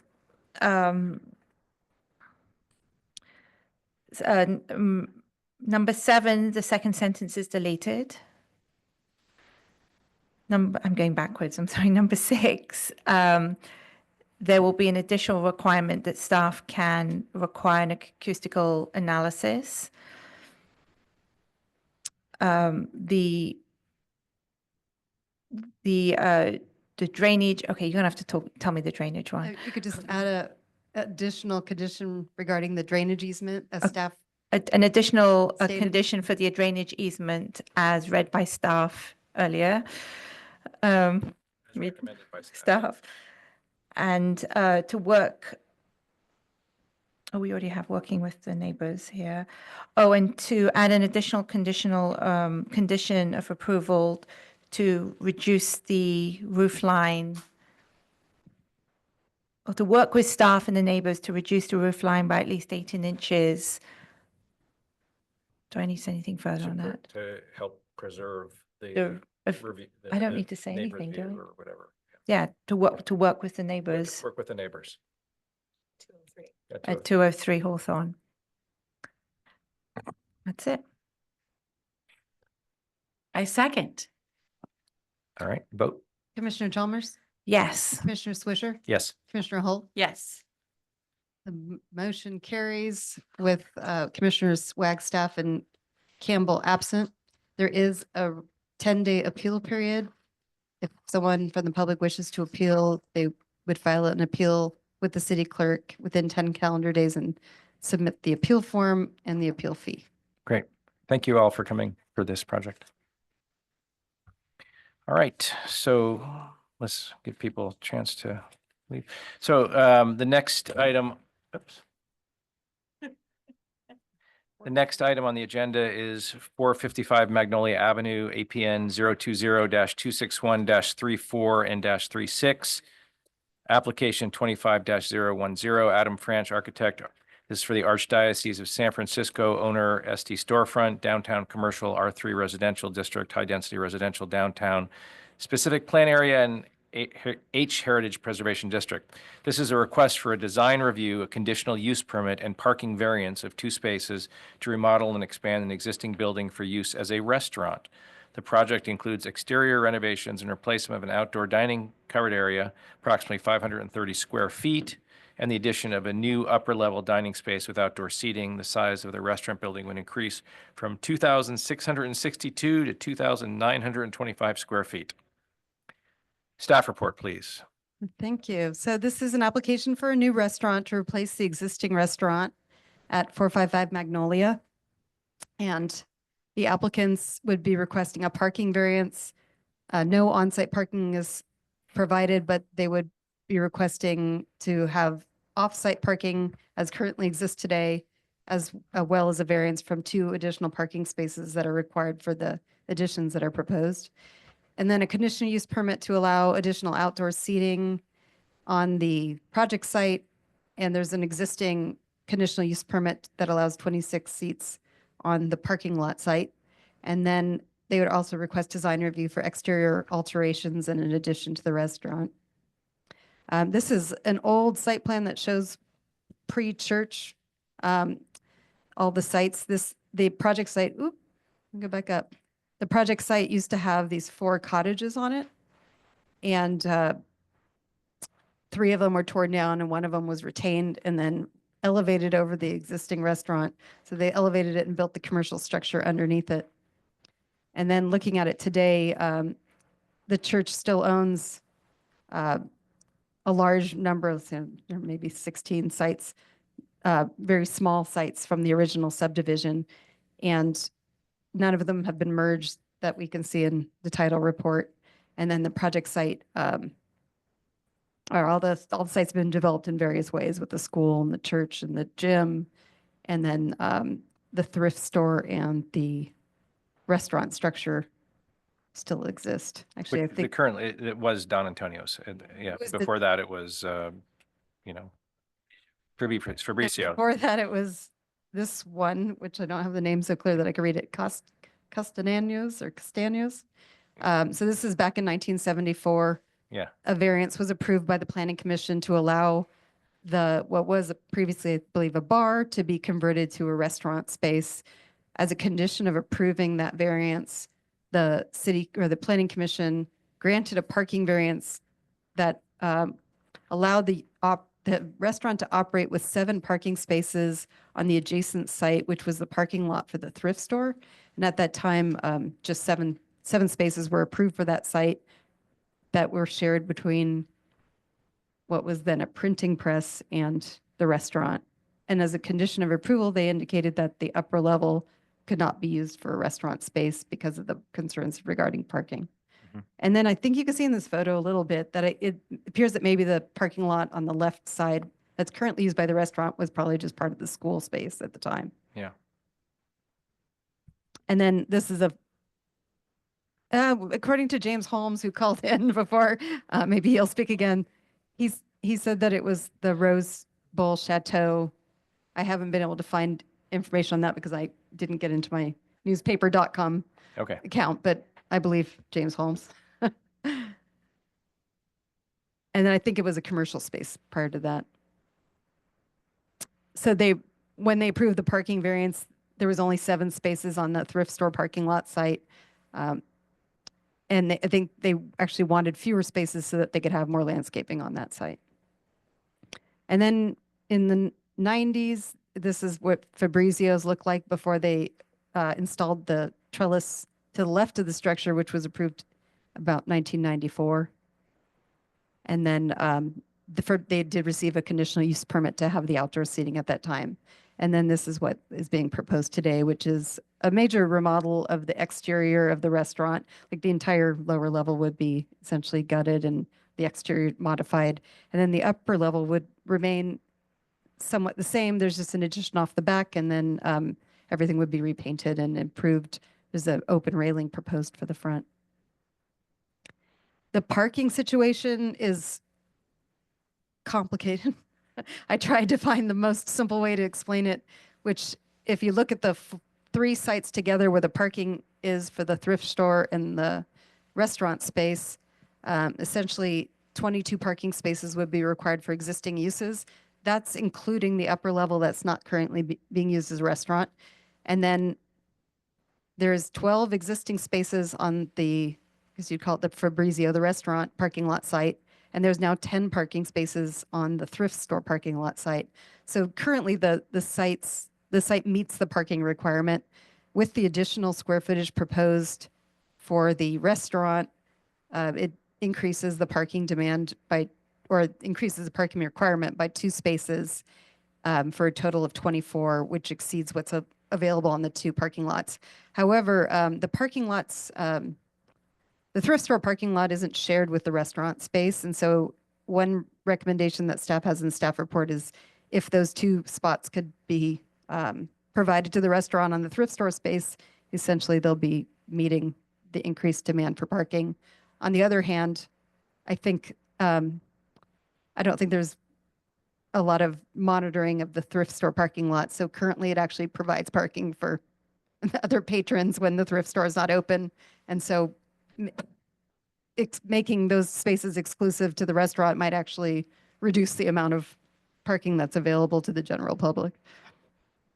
The proposed restaurant will expand the intensity of the use because the upper level, not only the enclosed space, but also the patio areas will increase the number of seats that are available at the site. This is a site plan showing the existing parking situation. And then this is the front elevation proposed. They'd be demolishing the exterior elevations and installing 2 large windows at the front elevation. And then the trellis on the left side of the structure would be removed and replaced with a aluminum framed structure that has a ceiling that's operable, and then like screened windows on the side elevation. This is the rear elevation, and I just want to point out that there's like the large equipment for the kitchen. And in my experience, these restaurant plans never show all the equipment and the vents that are needed for restaurant space. So my recommendation would be that maybe you add a condition that requires them to screen or camouflage the mechanical equipment if there's additional equipment that appears on the building permit plans. And then on the elevation that's facing the parking lot, they're proposing this new, it's an unenclosed space, but it does have screens and this louvered roof, and then a cooking area at the back of it that would be used for the new restaurant. And these are the colored elevations. I wanted to point out on this front elevation that it does have this band of the concrete material on the colored elevation that isn't on the architectural elevations. So if you would like that detail, I think the conditions of approval require the details on the plan submitted to building permit to match these colored elevations, so you kind of get what you're seeing here. But the project architects here and maybe can comment if it would be impossible to keep that band at the lower level. It might be too close to the sidewalk. So staff's recommending approval of the restaurant and the parking variance. The conditions of approval require at least a recorded agreement between the restaurant and that parking lot, which would be just today an improvement, because today they really we don't have any way to require them to provide the parking on the parking lot site. So just requiring them to have a recorded easement is going to help the situation, at least for the long term. So we'll know that parking lot will always go with the restaurant. And then the condition of approval do require 2 extra spaces to come from the thrift store site. We haven't talked to the property owners about that. And if you don't think that's necessary, that could be removed from the conditions of approval. And then we're recommending approval of the conditional use permit and design review with 1 additional condition to screen or camouflage any mechanical equipment and vents that are not shown on the plan. And that concludes my report.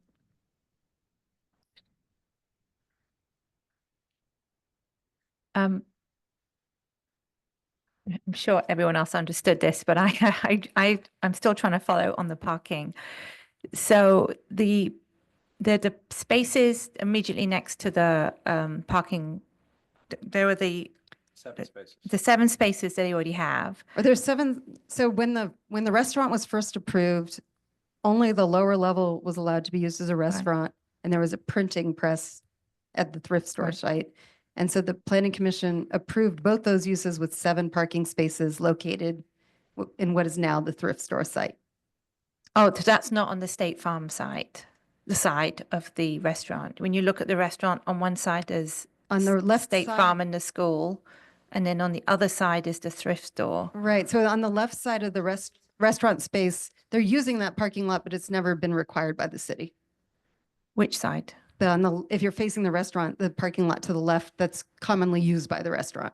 Okay, and that's where the 7 parking spaces are. No, that's where 12 currently are. 12 are. So Okay, the but they're not 7 were okay, but actually they're not on the required. 7 that were required with the restaurant were on the other side, on the right side of the thrift store. And who owns those 7 spaces? The church owns all the Still the sites. church. Right.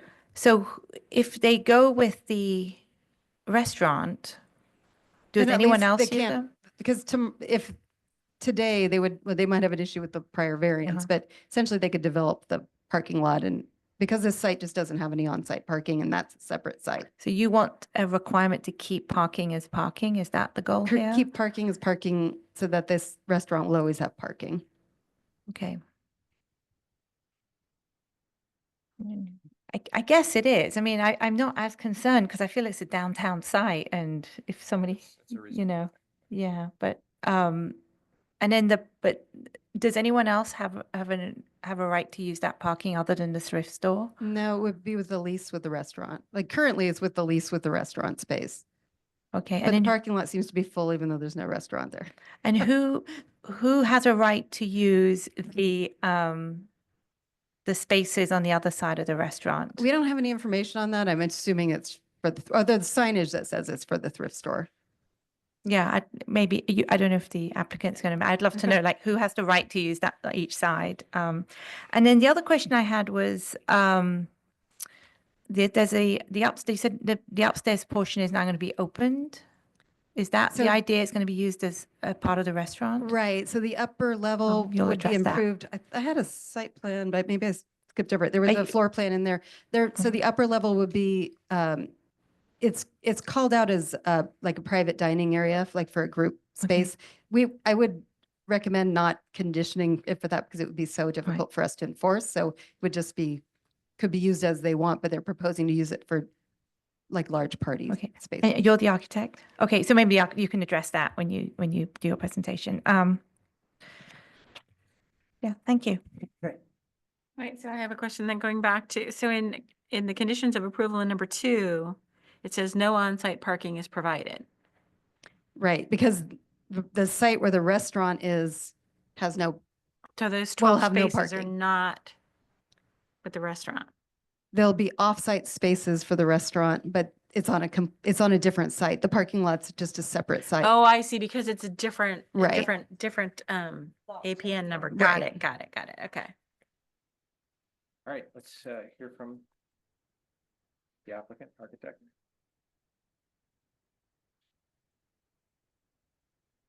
All right. Good evening, everyone. Good evening, commissioners. My name is Borhan Hammami. I'm the applicant. Actually, I'm the owner of the restaurant. I was born and raised on the Mediterranean coast of Tunisia and have lived most of my life here in the Bay Area. I studied business in France, but it was in the US that I discovered my true passion for hospitality. For over 25 years, I've created, managed, and operated successful food and entertainment businesses, each one rooted in my deep love for the culture and cuisine of the Mediterranean. I opened Cafe Shanta in 2008 in downtown San Francisco, a vibrant venue that blended food, wine, and nightly entertainment. Later, I founded Berber restaurant, which earned Michelin recognition with the Bib Gourmand Award in 2022 and 2023 for its innovation, dining, and immersive supper club experience. My newest project, Firma, is a Mediterranean grill and bar inspired by the warmth of community, the power of shared meal, and the vibrant flavors of my heritage. I believe Larkspur is the perfect home for Firma, and especially this particular location. From the moment we saw, actually, my wife and I, we saw the building, I saw its potential. Yes, it's been neglected for many years, but I see an opportunity to bring it back to life and turn it into something the entire community can be proud of and enjoy. Firma is not just a restaurant, it's a place to gather, to celebrate, to nourish both body and soul. I see myself as a cultural ambassador for my region, sharing the beauty of North African and Mediterranean tradition through food, drinks, and heartfelt hospitality. Thank you for your time. I'm honored to be here, and I'm excited for this project. Thank you. Yeah. That's what we need. I'm going to share my screen so I could at least point at what I'm talking about. Just raise my hand. Yeah, let me put you as a panelist. Sorry. Here you go. Is that working? Yep, I think so. Too tall. Oh, here we go. Okay. You should be able to share now.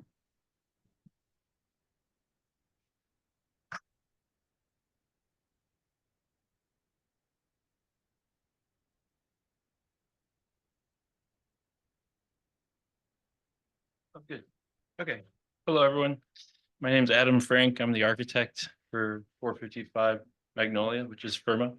I've had the pleasure to work with Borhan.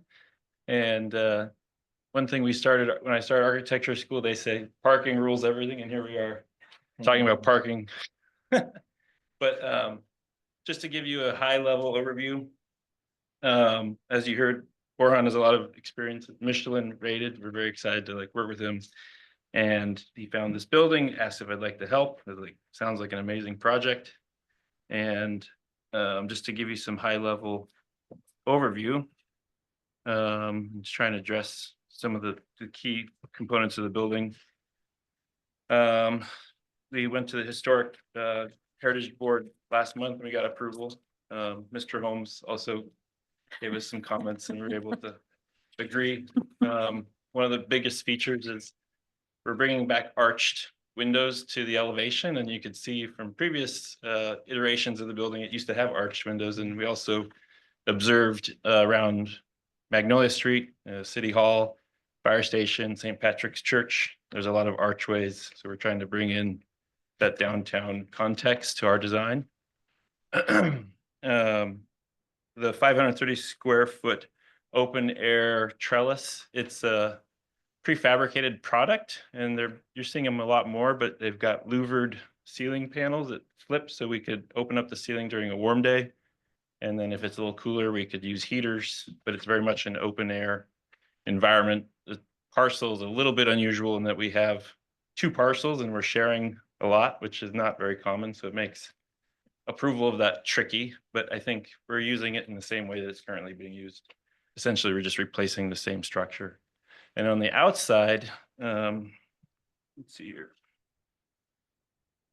We have Sorry, updated. Are you able to expand the window? Oh, yeah. Because you have all the little icons on the left. I don't know if. Yes, I guess.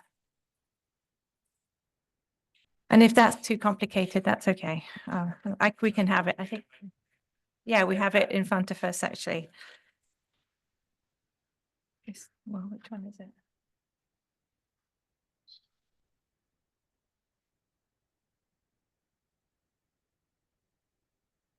Here. Maybe that's a little bigger. Well, just tell us the page number and we can find it. Oh, yeah. 1.2. That's a site plan.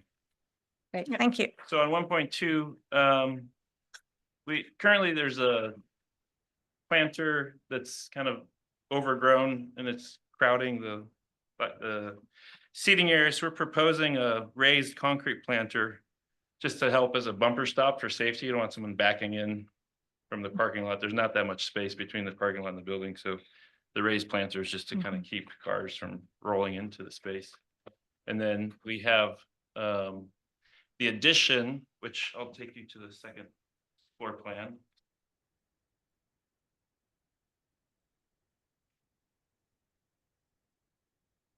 Here, so on the lower level, we're really not making anything different than the existing restaurant. There's a bar in the back and all the bathrooms are accessible, of course. And because we're occupying the second level, we need to have ADA lift. And then we also have an internal stair. Currently, there's no internal stair that goes to the second level. So previously, maybe at a previous iteration of the building, there was a stair, but currently there's not. So we're doing an architectural stair here and 3 non-gender specific bathrooms and outdoor freezer and the kitchen. And then this is really just a outdoor barbecue area. We wanted to be sensitive because it's a separate property. It's just an outdoor cooking area. And we have to work with the health department to make sure that works. And we have a pass-through window. And then on the back of the building, we have the new egress stair, which is basically going to be used only in emergency situations. Upstairs, we go the second level on A1.3. The addition is essentially on the back of the building, and that's to provide the necessary space for the lift, the 2 accessible bathrooms. The new codes require so many bathrooms, so there's 5 bathrooms in here. And then we also have a liquor closet, an office, and a kind of storage / workspace. And then to try and maximize the space, there's beautiful views towards Mount Tam on the back. So we've got outdoor seating back here on the west side, and on the street side, we also have kind of more lounge style seating with planters that kind of line the edge. We didn't want to raise the parapet. I think one of the awkward parts of the existing building, I don't think they were paying attention too much to like what the existing windows. No, that's not occupiable. The second level deck. So it's hiding a big piece of mechanical equipment. It's a kind of an awkward elevation. So the proposed structure has a much lower parapet. And then we've got the planter behind it, and we're kind of concealing just a steel and wire railing, so it kind of visually goes away. And then this horizontal cornice is designed to somewhat match the historic components of the building, but not overly replicate it, just kind of give some similar proportion. And then we're using the bottom edge of the existing windows as kind of a datum. So it cleans it up, makes it a little bit more streamlined, but also honors the historic nature of the neighborhood. To your point about the stucco on the ground floor, I think we could probably bring the stucco down to the sidewalk. It's just a graphic in the rendering. So there's looks like a concrete edge here, and it is raised up a little bit, but we could carry that finish down if there was a question about that. Then we have a sign on the corner where you currently enter the bar and where you would previously enter Don Antonio's. And we have a sign on the front of the building. What else can I share? Let's see. Oh, parking lot. We have, let's see here. Actually, where's the entrance? Is it the same place it was Yeah, before? so here's the or- existing, so there's an entrance to the left right Yeah. here. And that's sort of the same entrances. Same place. Location. No, the one thing that we're doing that's a little bit unusual is because this is a property line, it's unusual to enter that side of the building, but because the church owns everything, Mhm. it kind of works okay, but it's a really unusual situation. So our proposal is to keep that entrance, then also add a couple of openings. Let me zoom in on the lower level. So you could see here between these 2 columns, we're going to have like a more open space between the dining area and the outdoor, the indoor and the outdoor, just to make it feel a little bit more better circulation. Here's a rendering of the interior. You can kind of see the left, the openings will be connected to that dining area. And then going back to the site plan. Here. We have one accessible, there's no ADA parking spaces. I know that's not our parking lot, but we'll be using it, and we have an agreement with the church to use that space. So we added one accessible space here. That's the best we could do. Like the code says, you have to put it directly next to the building, but it's virtually impossible. So that's one thing that we've provided. And then I think that's about all I have to share. That's great. If you have any questions, I'm happy to answer them. What's- Are there any, do you have any questions? I just wonder what the timeline was. Yeah, that was my question too. When are we opening? As fast as we can. Yeah. But it's not a small process, that's for sure. Yeah. Yeah. Permits and fundraising. Yeah. All right. Do we have any other comments from? Yeah. No. Okay. Should show the picture. Zoom? Zoom. Yes, we have one hand raised. It's Mr. Holmes. I'm going to allow you to speak. Okay, Mr. Holmes, let's try to keep it short though. This design has some good features, like preserving the exterior details on the upper part and the new cornice, but a couple of design features do make me wonder. One is that the two big arched windows kind of make it look like the building that was a former auto shop that used to be, that was converted to a restaurant. I've seen that kind of thing in South of Market. This building never was a former garage, but now it kind of looks like it was. Reference was made to City Hall, but that has 3 arches.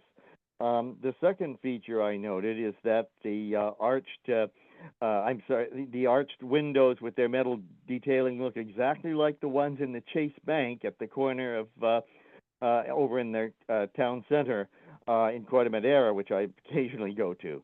I don't know what accounts for the similarity, but the bottom line is it looks like a converted auto garage with windows borrowed from Chase Bank. Thank you. Thanks for your opinion.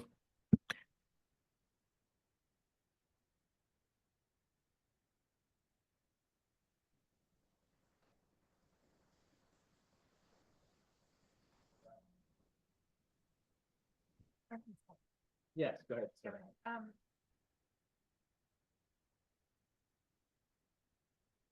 So I really like the design.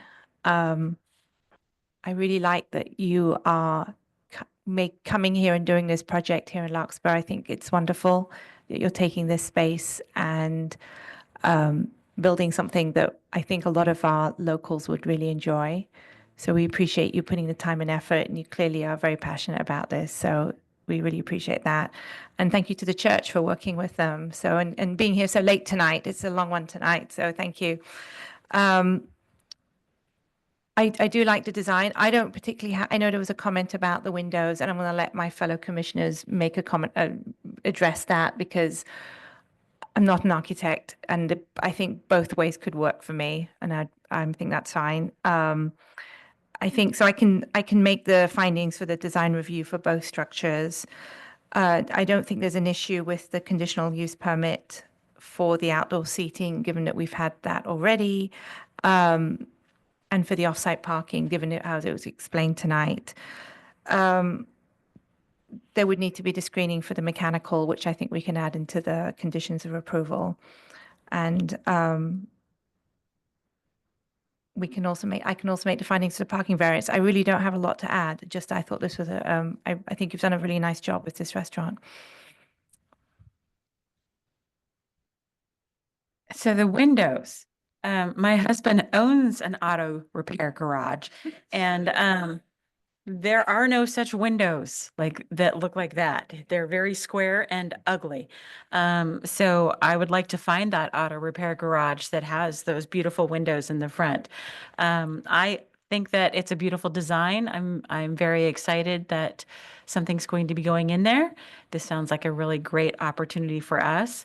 As my fellow commissioner said, I can make the findings for the design review for both buildings. I can also make the findings for the additional outdoor seating. And I am okay with the parking variance. So excited to know when it opens. All right, excellent. I had the pleasure of being in Tunisia in 1980 for about a month, and I loved it. And it's like, are you going to make lablabi or lablebi? It's delicious. Yeah, and brick and some tagines and some couscous. Well, of course. So how could we say no? I agree with my fellow commissioners. I think it's a very nice design. It looks warm and inviting. I like the fact that the bar is in the back. I think it's going to be a festive place. I like the private dining room area and the outdoor patio. I think that's a great design. You did a really good job. So I can make the findings. Want to make a motion? I move to approve application PLN 25-010, subject to the findings and conditions of approval in the staff report, and including the design review for the addition and substantial remodel to the commercial building in the storefront downtown commercial district in the Heritage Preservation District on. I don't have to read all that. Oh, thank God. Okay, good. I'm good. You do need to add the screening of the mechanical, No, I didn't care about that. Well, Just kidding. Okay, fine. but as recommended by staff, yeah. As recommended by staff. Okay, I'm gonna start over. I'm gonna move to approve the application PLN 25-010, subject to the findings and conditions of approval in the staff report, with the addition of screening of the mechanical and what? Any mechanical equipment and ventilation that's And not shown on the ventilation plans. equipment. Okay, that are May- not shown on can the I ask plan. just clarification too, because if you don't, the conditions number 7 requires 2 parking spaces to be dedicated on the thrift store site. But if you don't want that, we could just strike that. I would remove that. Wait, number 7? It's at least 2 parking spaces on that little, Complicated something. You mean dedicated, like you have to do a recorded document, that right. kind of Make it dedicated? easier for everyone if it's not recorded. Then on don't 2 do more it. spaces if you're okay with it, Yeah. with the existing situation. How long, are you signing a lease for this property? How long is your lease for? 9 years with 19? 2 5-years, with 2 What? 5-year extensions. Okay, thank you. Good. We have a motion. So yeah, remove that one. No. Want to take a vote? Yeah. I would just make sure that the parking is referenced in your lease. Okay, thank you. She's a lawyer. Happy to.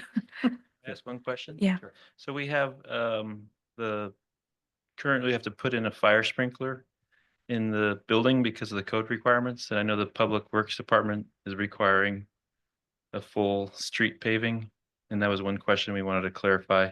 Oh, There's a moratorium because you'd currently. be And so, cutting into the recently repaved right, so I roadway. don't know if we work Uh, with Public Works You'd need directly to on work that. with Public Works on that, Okay. right? Because it's a huge cost to repave the whole street. Yeah, no, that'd be Public Works. Okay. Okay, I guess it isn't a condition, it's a condition in our conditions of approval as well. but it's a Public Works issue. Yeah. They can grant an exception. So That's what in the happens, condition. but what happens if it's still in our conditions of approval? They still have to do it? No, or they it can- allows them to To grant the to exception, okay. some sort of exception. Vote. What number is it? Second. You second the motion. Second, but what's the, That's gonna be Public Works and the parking. what places. number is it? Number 32 is the trenching one. So they have to trench in the street because they need to put in sprinklers and probably increase the size of the water line.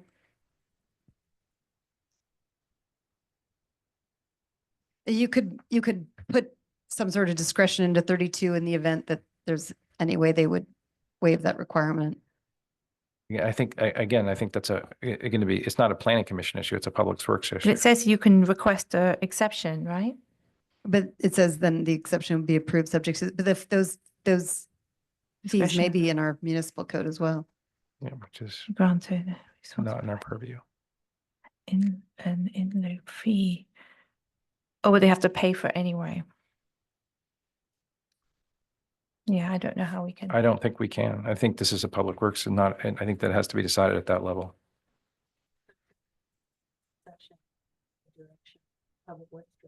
Yeah, so. Okay, all right. Is that Okay. okay, or do you Just- need us to do something I further? don't think No. there's anything to do. Okay. No. All right, then can I second? Yes. I'll second. Roll Uh, call. Commissioner Chalmers? Commissioner Yes. Swisher? Yes. And Commissioner Hull? And the motion carries unanimously. Commissioners Wagstaff and Campbell are absent.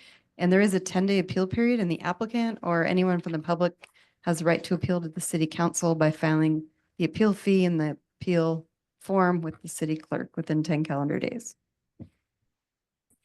All right. Très bien, merci.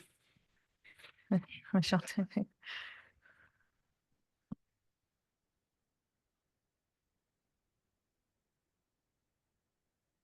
Thank you. To the neighborhood. Good luck. All right, next. Which one? Skipping the ADU ordinance. Yeah, let's, I move to continue the hearing on the draft ADU ordinance to June 10th of 2025. I second. I third. And Okay, then there is the item for the 320 West Baltimore Avenue. And if you can consider that quickly, I would recommend just considering it in case this can move forward. It ultimately has to go to the city council for a decision. But if you're not prepared to consider it, it could be continued. I think I asked this before, but why do you want to give up ownership as opposed to doing the, like, what's your I think benefit there's to more not having the there's easement more to giving up the city has ownership? more responsibility owning that land, so they'd have to maintain it and worry about liability for someone doing something on top of it. Whereas if they just have an easement for drainage, all they have to worry about is the drainage. Okay, and then who would be responsible for maintaining it then if there's just So an the city would easement? remain responsible for the drainage and maintaining the drainage. As 'Cause, part like, of the right eas- there'd now be an when- easement agreement for that. Right, because right now when I went there, it's like it's full of leaves. So, I mean, not that there's any rain, but like who's Yes, responsible the for city would be keeping it responsible clear? for keeping it clear. The city would. Right. Okay.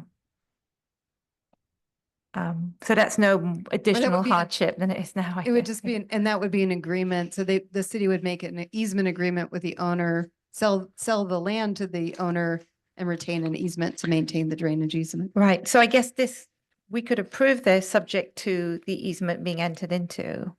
Right. So you can't just sell That would be it.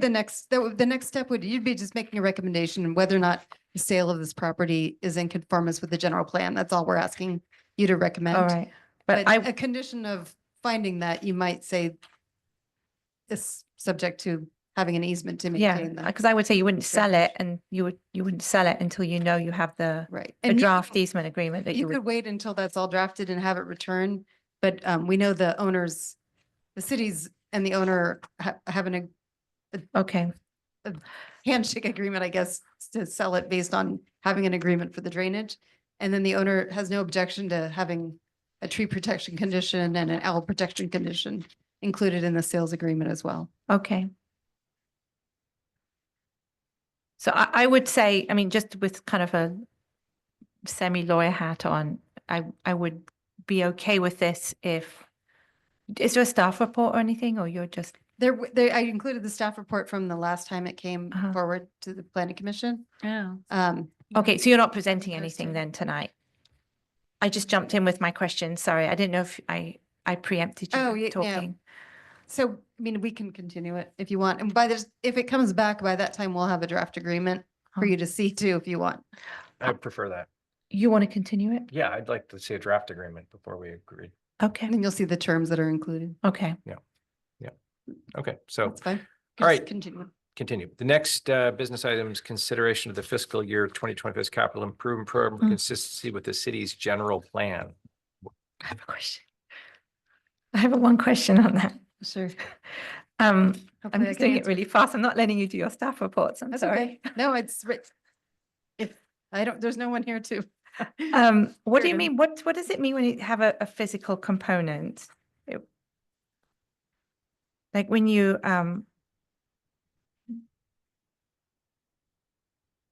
what does that mean anything? Where is it? Were you reading that? It was Yeah. in, oh Jesus, where did I see it? I was just curious what it meant.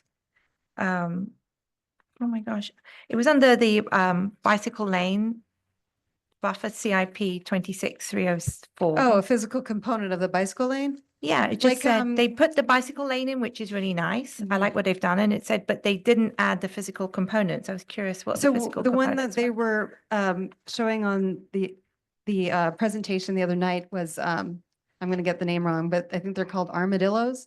And they're like a little bump that you put in the strip between the bike lane and the street. So it's a physical, it's like a physical bump, little. So if your they call it car goes armadillo. over it, You'd you know, 'cause it you'd be before you run into hitting a bump, bicyclist. right? So I think that's what they were talking about. So a physical component, it's not like a pole barrier. Sometimes they put poles in. I think what the Public Works Department is exploring with their transportation engineer is armadillos, which are not real armadillos. They're just bumps that would be a series of bumps that would A be bump in placed the road. between the bike path and Doherty Drive to create a physical separation, but it's not a tall. But it's on a separation. curb, right? It's already on a curb, so it would, that, I mean, the bike lane or the? yeah, the bike lane road? sits on the sidewalk. No, it's Is on the that- level of the roadway. No, it's the same level of the roadway, but it's Right. just to the right. Of Oh, road. the one on the other The one side, that, or the, right. not the street- new one that was just put in, we're the one ta- on the other, They're s- talking about physical separation for the street, the ones that are on the actual. on the street. actual street. Okay. That was my question. Thank you. So do So should do we you have to approve take it? any action on that? I just. We have to approve. it. You just need to Recommend. Yeah, recommend approval. approval, move that you find the capital improvement program for fiscal years 2025 to 26 through 2029 to 30 in conformance with the Larkspur general plan. Okay, I can move to approve the, wait. The I'm approving, we're approving it, or we're recommending to be approved by city council? That you are gonna find it in conformance with the general plan. And then the city council will take that into consideration when they're considering the capital Okay. improvement program. Okay, so I'm making a motion that the fiscal year 2025-26 capital improvement program is consistent with the city's general plan. That's not what it says. It says close. 25, 26 through 29, 30, and it's in conformance, not consistent. Hmm? So if you look at the recommended motion, Oh, you want me to change that? I mean, isn't that what you Consist- want? it You want to the word say all those years? conformance? I mean, you could, either one would, I think, be adequate. I think but- either one is But I either. think Okay. it's nice to have that it's clear through the time period, 25, 26 to 29, 30 Oh, you know what? I was reading it off the agenda. agenda, but I can read it off here. We move that I make a motion that the capital improvement program for fiscal years 2025-26 through 2029-30 is in conformance and consistent with the Larkspur general plan. I second. Commissioner Chalmers, Yes. Commissioner Swisher, Yes. Commissioner Hall, Yes. motion carries unanimously. All right. Next Here. item on the agenda is the approval of May 13th Planning Commission. meeting You don't minutes. have I was those. gonna say, we can get Yeah, those. you don't have those. Yeah. You can skip that. Okay, we can skip that. Then we have any planning commissioner reports? Next meeting, June 10. Just excited to see what the new park and rec building is gonna look like in Piper Park. I saw that in the CIP That's in plan. the CIP Yeah. to design something or Great. come up with a plan for that. All right. 10. I don't have any other report other than the library landscaping looks fantastic and Refuge Marin is going to be involved. That's Cool. great. Which That's is awesome. my wife's nonprofit. Yeah. All right, so the next item is the adjournment. I move to adjourn. I second. All in favor? Aye. Aye. Aye. You got back just in time. What'd you miss? We're Adjournment. done. Did you forget your phone? Got my phone. I put that chair in front of me. Yeah. I said to myself, I'm going to walk out. Nice.